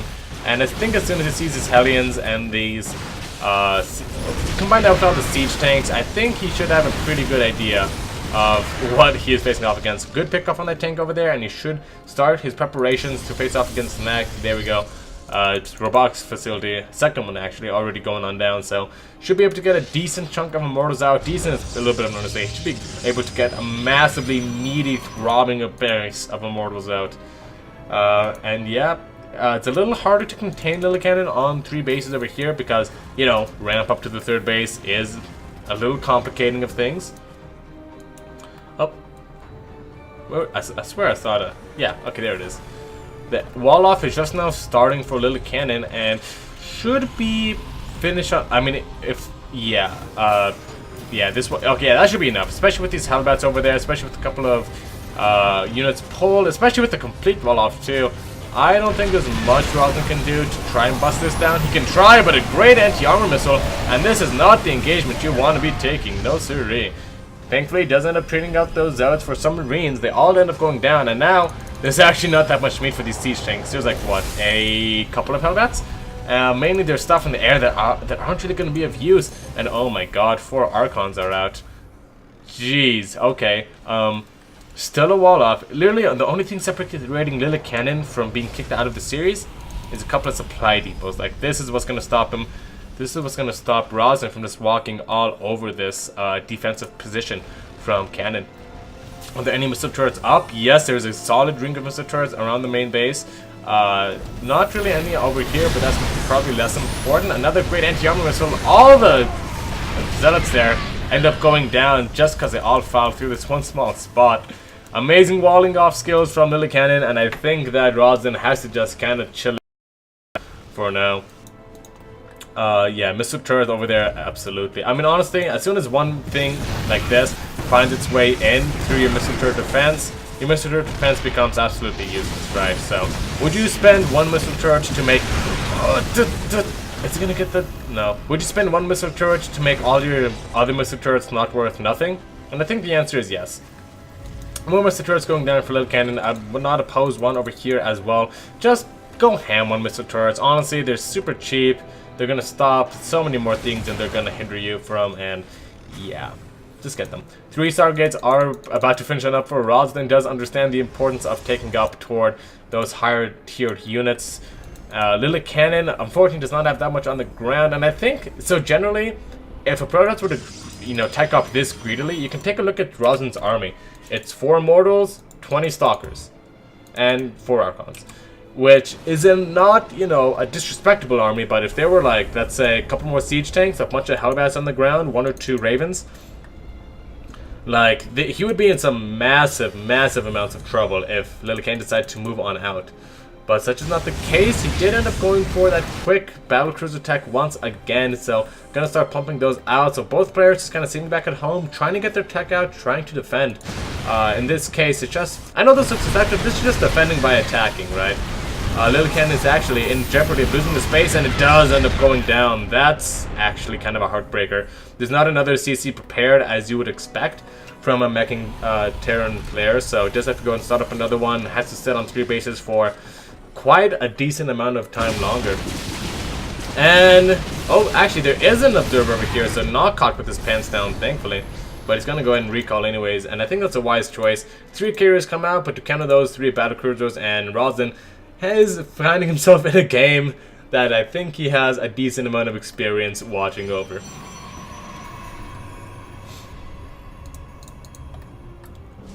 Let's see. Very gateway heavy army coming up from Rodzyn right now. Of course, very strong army. Gateway heavy army does not necessarily mean weak army. It just means use that army to not die as you get to your better army, right? I would hate to see Rodzyn fall into the same trap he fell into a couple of games ago, where he just did not get off of those stalkers. I bitched about it for like 20 hours, and he ended up losing the game because the stalkers are so inefficient as the game goes on and on. So here we go. Rodzyn's actually taking a really hard engagement over here, really pushing the issue. He did end up scouting the BCs, losing a couple of immortals over here. I don't think he should keep pushing, but apparently there's something he sees. He's gonna blink on top of everything, and I think that was not the right idea. No, it's gonna go down in supply, almost halving the armor supply now of Lillekanin, and these immortals are just barely gonna get saved by the Spore Prism. Need to not die. 3 more, or rather not 3 more, 3 carriers end up joining the fray, but carriers against Battlecruiser Thor. Real chin scratcher, that one. And when I say chin scratcher, I mean that's not a good thing for the carriers. So we're just gonna, he probably just has to chill. I think Rodzyn is being a little bit too aggressive here. There's 3 carriers. I mean, he's making Tempest back at home, but he's also committing heavily to this aggression, trying to make it work. 2 interference matrices get drawn on out, and I think actually would be a great time to jump on top of this army. There's no way it survives. There's just not that much on the ground. Then again, very immobile army from Lillekanin as well. The Doors can't really find their ways with those battlecruisers if they were to jump on top. More carriers are here now. Oh, Wooden Mines are going down as well. A nice swath of stalkers should be able to defend pretty well. The Yamato cannon is going down. 2 carriers exploding. Meanwhile, nothing really of significance dying for Lillekanin. I think this is a big mistake for Rodzyn. He needs to head on home ASA pronto and hope that Lillekanin does not start to just march across the map. 2 more BCs coming on out. He's going to put that total BC count up to 7 as soon as those finish on up. I think Rodzyn is just being really, really aggressive here. And obviously, aggression has its points, it has its purposes, but there's got to come a time where you gotta pump the brake pedal, turn the steering wheel pretty hard as you're pumping the brakes so the brakes don't lock up unless you have an automatic braking system, otherwise known as ABS system in your car, in which case just slam the brakes and just head back home and get a better army. Because right now the better army is not Rodzyn's, and when that happens you're always at a risk of losing the army and thus losing the game. So Rodzyn actually pretty cool. They're going to be able to reposition this almost out of range of that missile turret. Not quite. More Tempest on the way. I think, I don't know, it's just so risky what Rodzyn is doing. Don't try this at home, kids. I should put a disclaimer here. Do not try this in your own games at home. You will absolutely 100% get ladder and a low battlecruiser jumped on top of, and life will be bad. Alright. Especially if all your stalkers are not supporting any of your super fragile units in the air. Anyways, Lillekanin is going to go ahead and establish this 5th base location, actually keeping up economically with Rodzyn, which is a very nice mix-up, a very nice change of pace as we've seen from the traditional Rodzyn playstyle. Tempest are able to go ahead and pick away a couple of these battlecruisers. a couple of Tempests go down on the side of Rodzyn, but one battlecruiser just end up dying, if I'm not mistaken. Yep, one did end up going on down, so not a horrible trade, but still, I don't see where the confidence is coming from. It's going to go ahead and push on forward one more time before this can be a planetary, and it's going to go ahead and actually break the position. Not bad at all, Rodzyn. No observer with his army. We need a Timmy observer here pronto to go ahead and take out all these Widow Mines, because if, oh my gosh, if they recharge, that would be such a heartbreaker.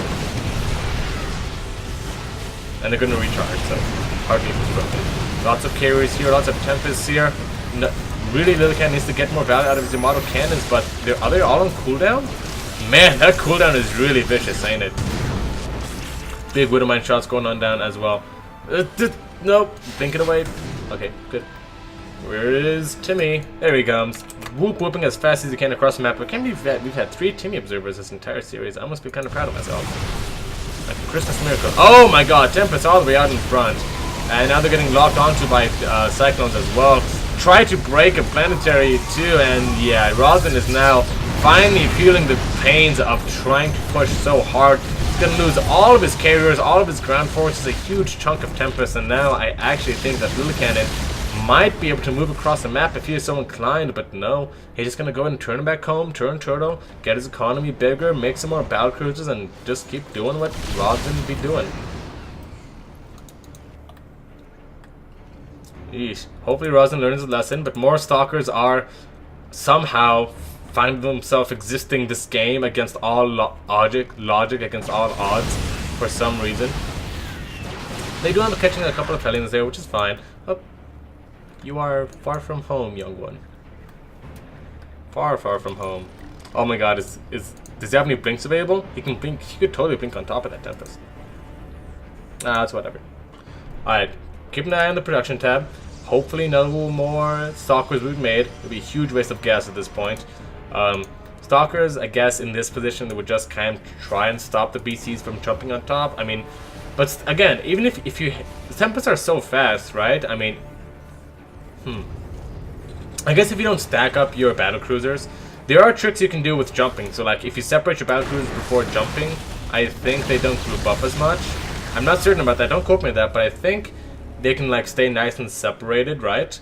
So, if you do keep your battlecruisers nice and separated and jump on top of the army, maybe the Tempest won't be able to run away as fast, because then you have to run away from this many battlecruisers covering this area instead of them covering this much area, right? Any case, super precarious position. Very curious to see how Rodzyn deals with it. More bases coming up. 1, 2, 3, 4, 5, 6. What assume does nothing? 7 to 1, 2, 3, 4, 5 bases. Wait, 1, 2, 3, 4, 5. 1, 2, 3, 4, 5, 6, 7. Okay, yeah, so Rodzyn is actually mining significantly more than Lillekanin. Rather, he has more bases, but they're mining approximately the same. These aren't done yet, so that probably should be changing here pretty soon. Rodzyn just trying to stay active with these, with this group of stalkers over here. Oh. Actually, is going to be able to take all these down because of this awesome observer there. Good job, awesome observer. Meanwhile, hello. Oh my god. Oh my god. Okay, so these battlecruisers jumped over here. And you know what that means? That means they're going to get the hell killed out of them by the Tempest. I think he thought the Tempest were like someplace really far away. Oh, they didn't jump over there. Wait. Am I an idiot? I think I might be, yeah. Okay, never mind. They did not jump over there, so we're good. I just have horrible map awareness.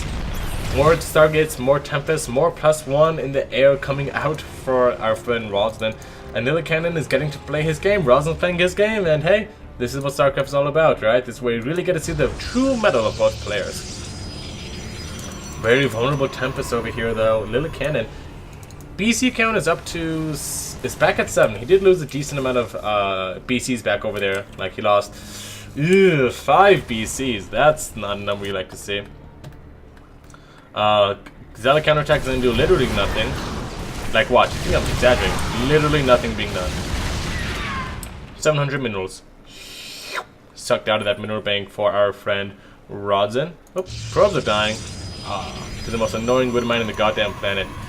Gonna kill it the old-fashioned way with the photon cannon built right next to it. Hopefully it doesn't choose to relocate in the 30, 45 goddamn seconds it has before that cannon finishes. Scan doesn't end up killing that observer. Units, nobs. Oh, we have 4 observers. 1, 2, 3, 4. Not a single one with this army. Oh, whoa! Recall was a good idea. Okay.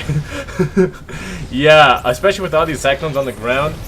Now we get to truly see that Stalkers really are the Protoss roaches of the... He's making more Stalkers! No! Those could be Templar and Charge Lots, which would fare like infinitely better against the Cyclones on the ground, and the Thors, and even the Battle Cruisers in the air. Oh my god. It pains me! Breaking my heart, Rodzyn. You're breaking my heart. He is mining more than Lillekanin though. So I guess he's got that going for him. Needs to get some workers on gas pronto though. That's a big waste of probe energy. And by energy I mean like their, you know, the amount of caffeine in their system, not like their like energy energy like Ravens have, you know. Different kinds of energy. Rodzyn losing more stalkers. They probably lost like, I don't know, like 1, 2 Tempests worth of stalkers in this push. Yep. Imagine this. This could have been 3 Tempests or a bunch of Charge Lots and Archons, which would have died. It's okay though. I'm not salty at all. He is making Archons finally, so... Oh, that's a little unfortunate.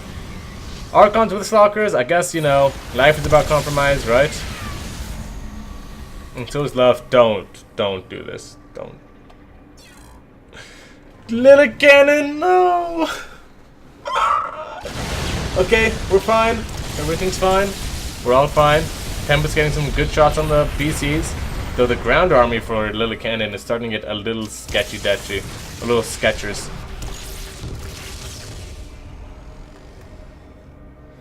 Both players gonna back on up for the time being though. Rodzyn going back to his safe little shield batteries and cannons. Lillekanin going back to his missile turrets and planetary fortresses. Everyone just wants to feel safe, right? Oh, bye.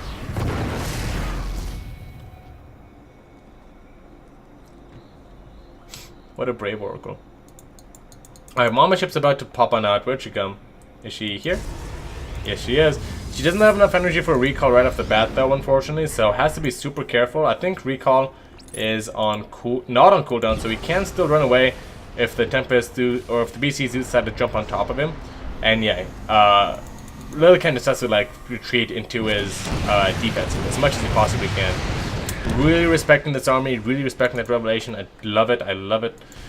Ooh, actually 10 probes going on down due to the lack of static defense there. It's not that, I think most of the times when it comes to the late game, it's not that the players don't have the money, it's that the players just don't have the time, right? They just can't spare the actions for all of those, to make all those cannons, to make the pylons what they need to be. All the stalkers do end up going down, and actually, ooh, the Tempest actually, ooh, I don't like the recall there. I think he could have actually done some major damage, but hey, he didn't know what could have been there. He didn't know if there were more cyclones coming, so I think the safe thing to do was recall. He did lose the ground army though. Please tell me he doesn't make any more stalkers. You sicken me. 111 army spike to 123. Surprised there haven't been any storms so far. If a storm hits like 2 BCs, that's pretty good. It's not like you're gonna be dodging storms with BCs anyways, right? I mean, like as Squirtle, that's not how life works, right? Oh my god, that's so many Tempests. He's at 17. He doesn't need any more Tempests. Now he just needs stuff to support the Tempests, right? Yeah. I mean, like, now is the time where you really want a diverse army as a Terran player. So, like he's starting to mix in these Vikings. I definitely have some, like, qualms about that, but I can understand why he's doing it. Starting to sack the probes is Lillekanin. As well as get rid of some more unsavory, unwanted units, like these Hellbats over there. Oh, is this Corvid Reactor for his Ravens? Pretty neato. That's pretty neato. Neato burrito. And yeah, just really being super duper duper brave and bold.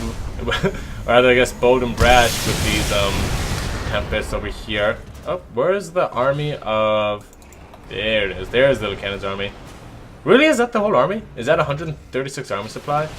I think there's some of it, yeah, over there just messing around. Stalker's going to be able to find some damage there. Not a huge amount, though. And both players just kind of stuck at a stalemate. I definitely do like the inclusion of storms against these Vikings. They're going to be exceptional. Vikings and BCs, they just love to clump up. It's amazing. 14 probes that go down, but I think that's kind of what Rodzyn would want. He's not remaking them. He has enough money. Right now he just needs a bigger, badder, stronger, better, faster, badder, stronger, better, faster army. And that's exactly what he's getting. In fact, it might actually be correct to just kind of sack a huge amount of his probes. If he really wanted to be a risk taker, go down to like 10 probes, get like 50 more armor supply than Lillekanin, and just smash him, right? Like imagine that, just get like 20 more Archons. Right? Like would you rather have 50 more Archons or would you rather have an economy? I mean, at some point you gotta be tempted, right? Oh my god, Rodzyn did he recall to the space? Yes he did. These BCs got out of there so fast. Oh my god, did you see that? They're just like they were waiting to see what's being recalled. They saw the Tempest and they were just like, boom, peace among worlds.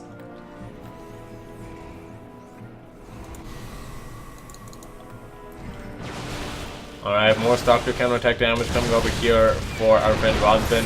More useless Stalker stuff dying, wishing they could have been better units, but unfortunately this was not meant to be. And running right into missile turrets. Kind of the life of these Tempests. Gonna actually lose one of their numbers to the turrets. And yeah, completely unsupported. These Tempests are in a horrible position. No storms, no nothing. The Stalker's out of position and he's actually gonna lose a decent amount of these Tempests. And recall does end up going on down by the mothership. Good call there. Recall does not have a cooldown on the mothership, so hey, that's actually pretty cool. He can recall immediately, if he were to so choose. Yeah, like he can recall again if he wants to. I mean, he shouldn't, but he can. And Lillekanin is feeling confident enough. He's feeling battle cruisery enough, operationally enough to go ahead and try and make something happen. So he's taking his own armor. He's going to probably push it over here. The stack defense is going on up though, so hopefully, I actually don't think it's going to finish in time. But if he defends it, maybe. Doesn't seem to be the case though. Stalkers trying to fight these Cyclone Stalkers, not realizing that Stalkers kill, or rather Cyclones kill these things in like 2 seconds. Some charge outs though. Hey, that's what I'm talking about. And be able to push those bad boys back. As you almost pass into minute 30, this blink right on top of the Tempest. Another recall coming on down. Kind of a beautiful game of Kitty Cat and Mousy Mouse. Was that a recall? Yeah, that was a mothership recalling again. You can see it's super low on energy. So yeah, 3D model cannons on that mothership are going to go ahead and take it on down. There's not really much here to defend in the sky, and I think we're going to go ahead and have to take this all the way to game number 9, as Rodzyn just cannot find the composition he needs, cannot find the positioning that is required of him. He is going to go ahead and take out a couple of BCs on the retreat. His bank is bigger, it is badder. And then Lillekanin is, oh, going to lose another Tempest there. Oh, but another BC dies in the middle of that too. And actually Lillekanin is starting to take some massive losses on the retreat. Look at all these BCs just getting targeted on down. My god. I think he lost all of his BCs there, so that was actually pretty horrible. And actually he's losing all these Thors too, so actually I'm starting to think that Rodzyn may not need a game number 9 to prove himself worthy of being an Alpha Pro Series champion.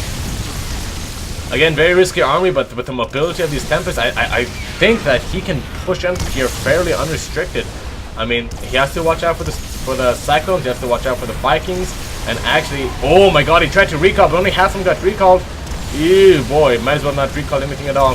Gonna go ahead and try and kite down as many of these pieces as possible, but he loses so many Tempests. Oh, I wish I had like a units lost count on this side of the screen. That would be cool.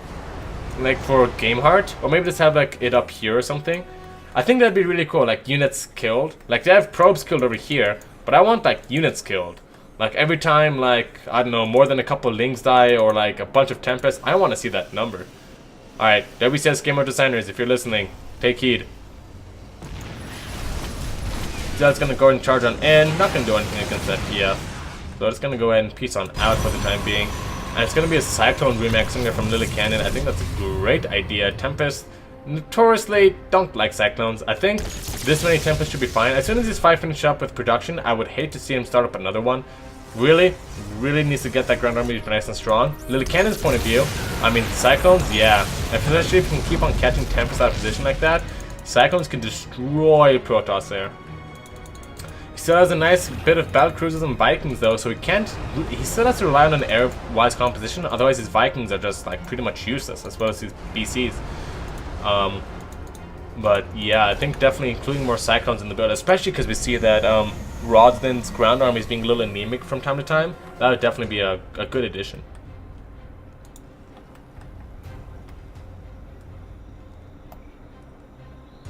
The shadows of the Tempest kind of look like a mothership, don't they? Just a thought. Just a thought.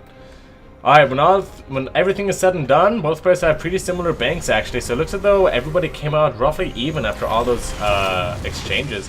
Another Revelation tries to end up going down on these Cyclones and on these BCs, does not end up working. The main army is still unrevelated. The Rodzyn has a generally okay idea of where everything is. And actually, may want to bring the mothership with this army if you... no.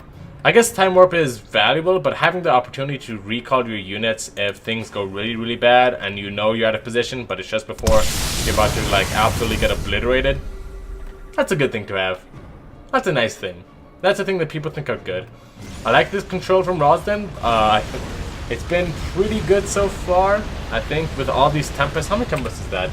Okay, so quick fun fact, 22 Tempests is more Tempests than anybody ever needs in their life for any reason. I think 15 Tempests and you're pretty much fine. Okay, here we go. Oh no, here we don't go. Loses all of those army units at the beginning just for literally free. So 4 Tempests, or rather 4 Templar and a bunch of 4 Templar and a mothership do end up going down, unfortunately, for no really good reason. A couple of emergency stalkers do warp in. This time I do approve the use of stalkers, but now the Era and Grand Army from Lillekanin is ready to attack these Tempests. Tempests have so little health, they can't attack, they just can't compare, and they have to get recalled out. All the way over there, what a horrible position to find yourself in, as Rodzyn losing all that army supply. I think Lillekanin might actually bring this back 4-4, and if so, we may be having a series on our hands yet, folks. I don't think he's back in one man just yet. I think Lillekanin is content to just kind of cat on back. He is spending his money. There's still a bank for Rodzyn, but it's looking significantly worse. There's just way too many Tempests here.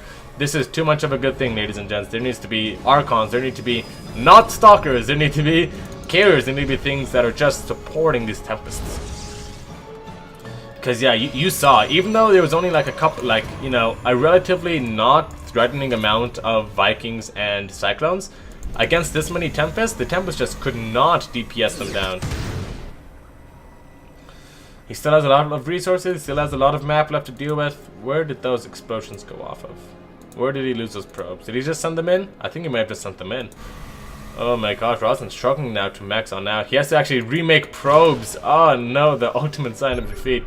You have to remake probes. Alright. Lock-ons do happen to these Stalkers. Oh my god, these Tempests in such a precarious position. 3 more probes going on down. Okay, yeah, there's a Widowman over here that's just killing everything. Gotcha. Now I know. He actually has that selected. Is he gonna move it? No, he's just gonna chill with it for the time being. Tempest caught horribly out of position, gonna lose a huge amount of them again before recalling. Yeah, 1, 2, 3. Yeah, 4 Tempests, boom, dead, just like that.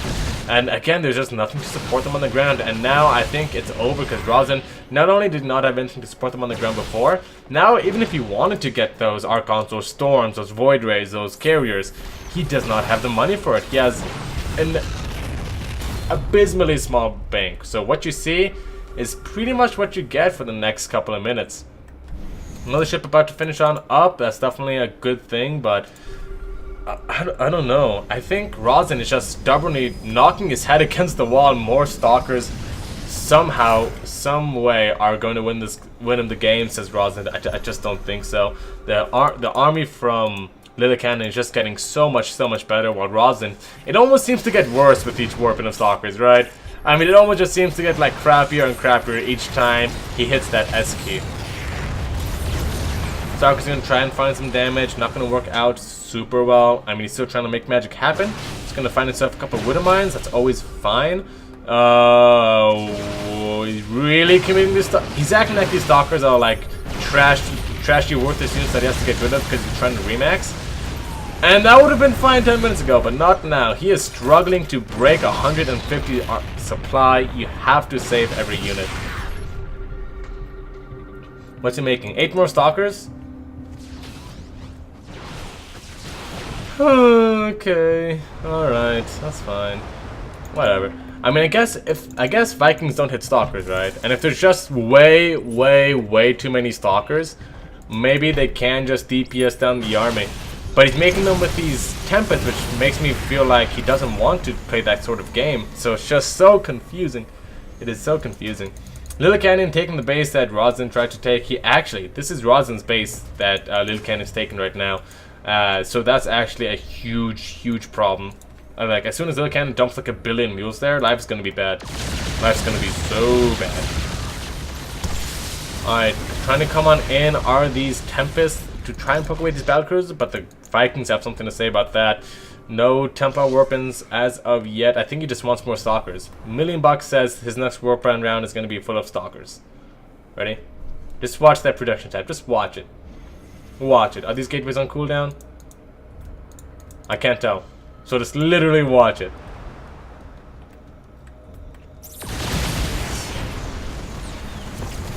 Boom. Loses like a carrier right there. And there we go. The engagement is happening. Rodzyn. These Tempests again, super naked, can't have anything else to fight. The Stalkers fighting the BCs, but losing horribly, as is to be expected. And that is the army, that is the Stalkers, those are the Tempests, and that is the game. Rodzyn, GG is called, and Lillekanin ties it up 4-4. And man, we are really getting some good casting today as we break the 3-hour and 30-minute mark. Goodness gracious me, who would have thought he would have bring that back to this point in time? I don't know. Rodzyn, what do you want to do, man? What do you want to do?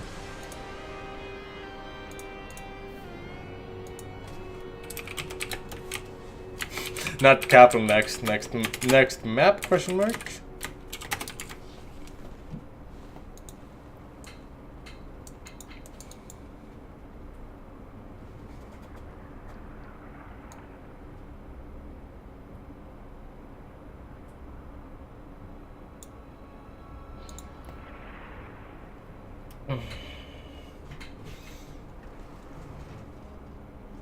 So she gave me some encouraging words to hang on in there. I think I should be fine. Definitely 2:30. I definitely am really wanting that pizza now, so we're fine. I think we actually have some good leftovers that actually might go good. We have chicken, we have quinoa. So I'll try to make something with that. Rodzyn really thinking hard about this one. Who can blame him? It's been a 3.5-hour series of pure StarCraft. I mean, coming down to a best of 1. Definitely want to think that decision through. So, Rodzyn, take all the time you need. I'm gonna get myself a couple of sippy sips.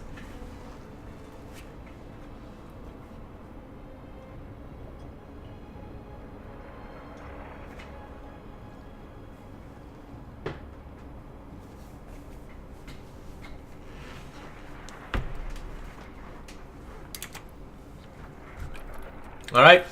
Rodzyn wants the most aggressive map in the map pool to finish off the series, which is indeed Cyber Forest. So let's just power through this one, y'all.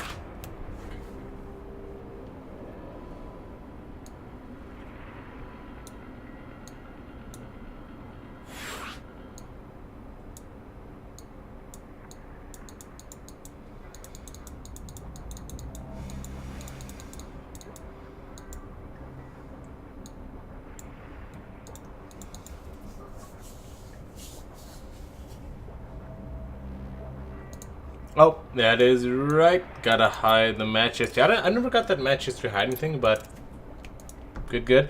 Rodzyn says go go. Lillekanin says go go. I guess I will. Who am I to stop them in the way of true love, right? Who am I to stop true love if they both want to go? Folks, we're ready jumping into the final game. A winner will be crowned after this. A pizza will be cooked in the oven. Whew. Hang on in there, folks, as we jump into the last game of Rodzyn versus Lillekanin. And wow, what a fast load, huh? Alright, let's go ahead and introduce our players. Spawning in the bottom right hand position of Cyber Forest, it's the Green Terran player Lillekanin, representing E-Punks. And his opponent spawning in the top left hand position of Cyber Forest, representing Alpha X, it is the Red Kratos player Rodzyn. Playing for Team Alpha X, naturally.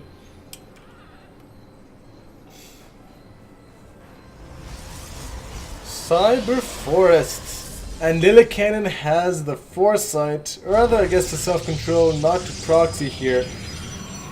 Wanting to take it to a longer game like he had before, honestly, may not be a horrible idea. We did see that Rodzyn had some difficulties with trying to, let's just say, keep up, or rather adapt properly to the composition that Lillekanin was going for. So Lillekanin may be trying to get Rodzyn back into the same sort of game. Maybe a problem, because Rodzyn obviously is thinking about that loss, he's absorbing it. Every new game StarCraft plays, they get a little bit better. They think about their loss, they move on, they try and figure out what they try, what could have been done better. And I don't know. It's a little strange. If, for Lillekanin, if he wants to go ahead and try and take it there again. But then again, if Rodzyn does end up adapting, then it's probably something Lillekanin has faced countless times before. Meanwhile, Rodzyn is here trying something new. Honestly, I can't say who would win this game. It just, when I think about it, it just comes back to like a complete toss-up. Let's see what both players want to do first. I mean, I doubt that Lillekanin is gonna choose the, like, he's gonna like start meching, or rather stop meching just now. I mean, I seriously doubt he's gonna go ahead and pick up Bio.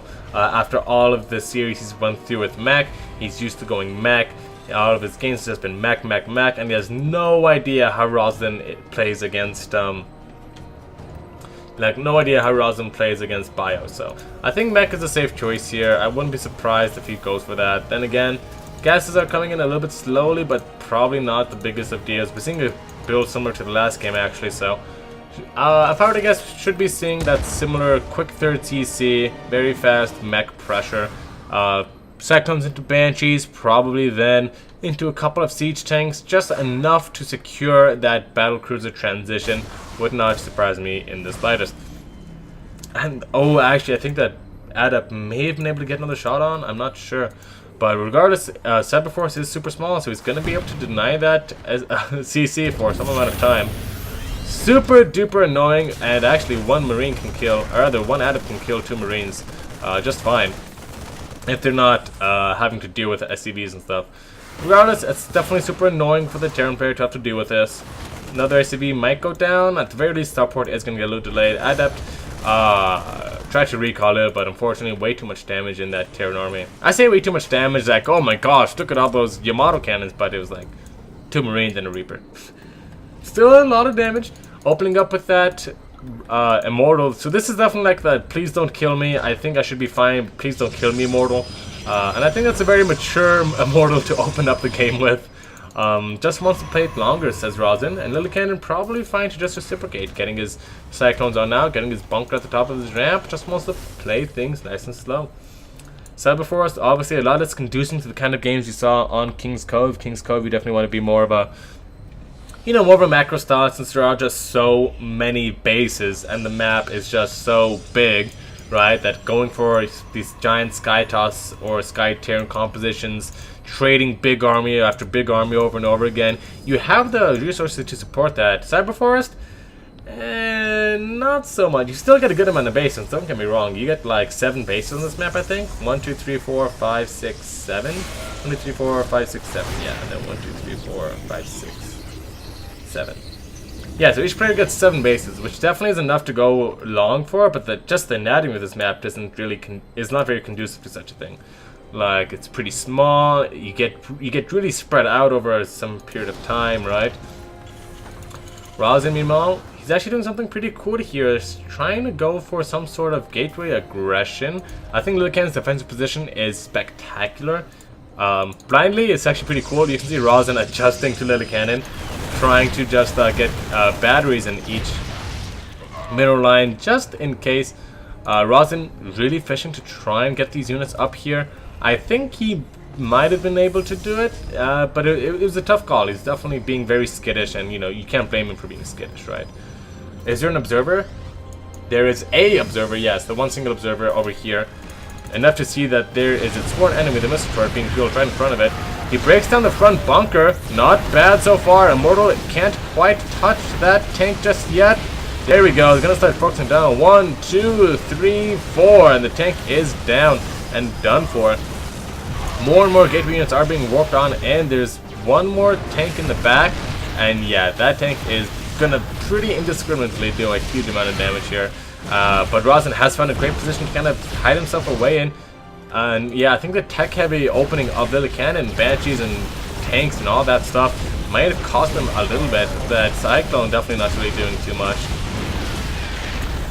Too many favors either. These adepts are going to shade on and to tank a couple of the tank shots, and I think as soon as that save finishes, he's going to go for it. There he is, pushing on forward, trying to get the splash onto his own units. Tries to capitalize, alright, has to watch out for this Immortal. Needs to get picked up. Yes, barely just dodges that last shot from the Banshee. And yeah, it's just so close. It's getting so scrappy, but I think just barely, I think Rodzyn will be able to break this if he picks up and goes on top of these tanks. I mean, if you take a look at his vision, I mean, it's hard to say exactly what's protecting these tanks, but I think now that he seems that there's not much there, he feels more confident. Loses 3 Stalkers just stepping on 4. That was a very, very rough patch of micro there. And now I think with that, he can't really push on through. Then again, another Banshee went on down. Already 20 SCVs are dying. He's in the main base too. Bottom tough position. I mean, mistakes maybe come from Rodzyn, but Lillecannins are bigger. Tank's gonna go ahead and shell away at this so far. Oh, that's kind of cool. If you pick up a unit that has an on-fire animation, the War Peasant kind of gets an on-fire animation too. Hey, today I learned, right?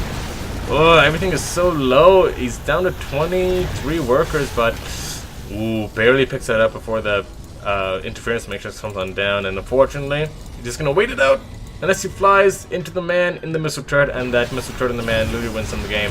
Floating a huge amount of minerals here is Rodzyn. Really needs to spend that money any way he possibly can. Gonna go and trade on top of everything, and I think this may just be it, as yeah, the final tanks do end up getting their position broken. There's no meat on the ground. Everything that Lillekanin has is in production. GG is called, and folks, that was a lot of StarCraft. And in the end, Rodzyn was able to scrape out the win. Big congratulations to Rodzyn. And folks, if you do like a lot of StarCraft and esports in general like I do, then absolutely you will love GameStop's new coaching program. Head on over to their website where they have new program featuring coaching and more from some of the most prominent teams and players in the esports community. They've always been about giving back to the players, guys, and now we are giving back to them in the form of an amazing shout out, because GameStop, absolutely amazing sponsor. So go ahead, check out their website, and become the you wish you could be. Well, esports wise at least. Anyways, as far as I go, folks, I am pretty much dead at this point, so I'm going to go ahead and call it a quick hiatus for now. I'm going to go ahead and get some food to eat, but everyone, thank you so much for tuning on and for really making these Alpha Pro series possible. Thank you to all of our watchers, all of our supporters, and a big thank you to our players for taking the series. And yeah, I don't think I have too much else to say. Thank you guys for tuning on in. Captain Canuck, always a pleasure to see you, mate. Be sure to tune in next Sunday. And yeah, I'll catch y'all later. And a big thank you to our players for taking the series. And yeah, I don't think I have too much else to say. Thank you guys for tuning on in. Captain Canuck, always a pleasure to see you, mate. Be sure to tune in next Sunday. And yeah,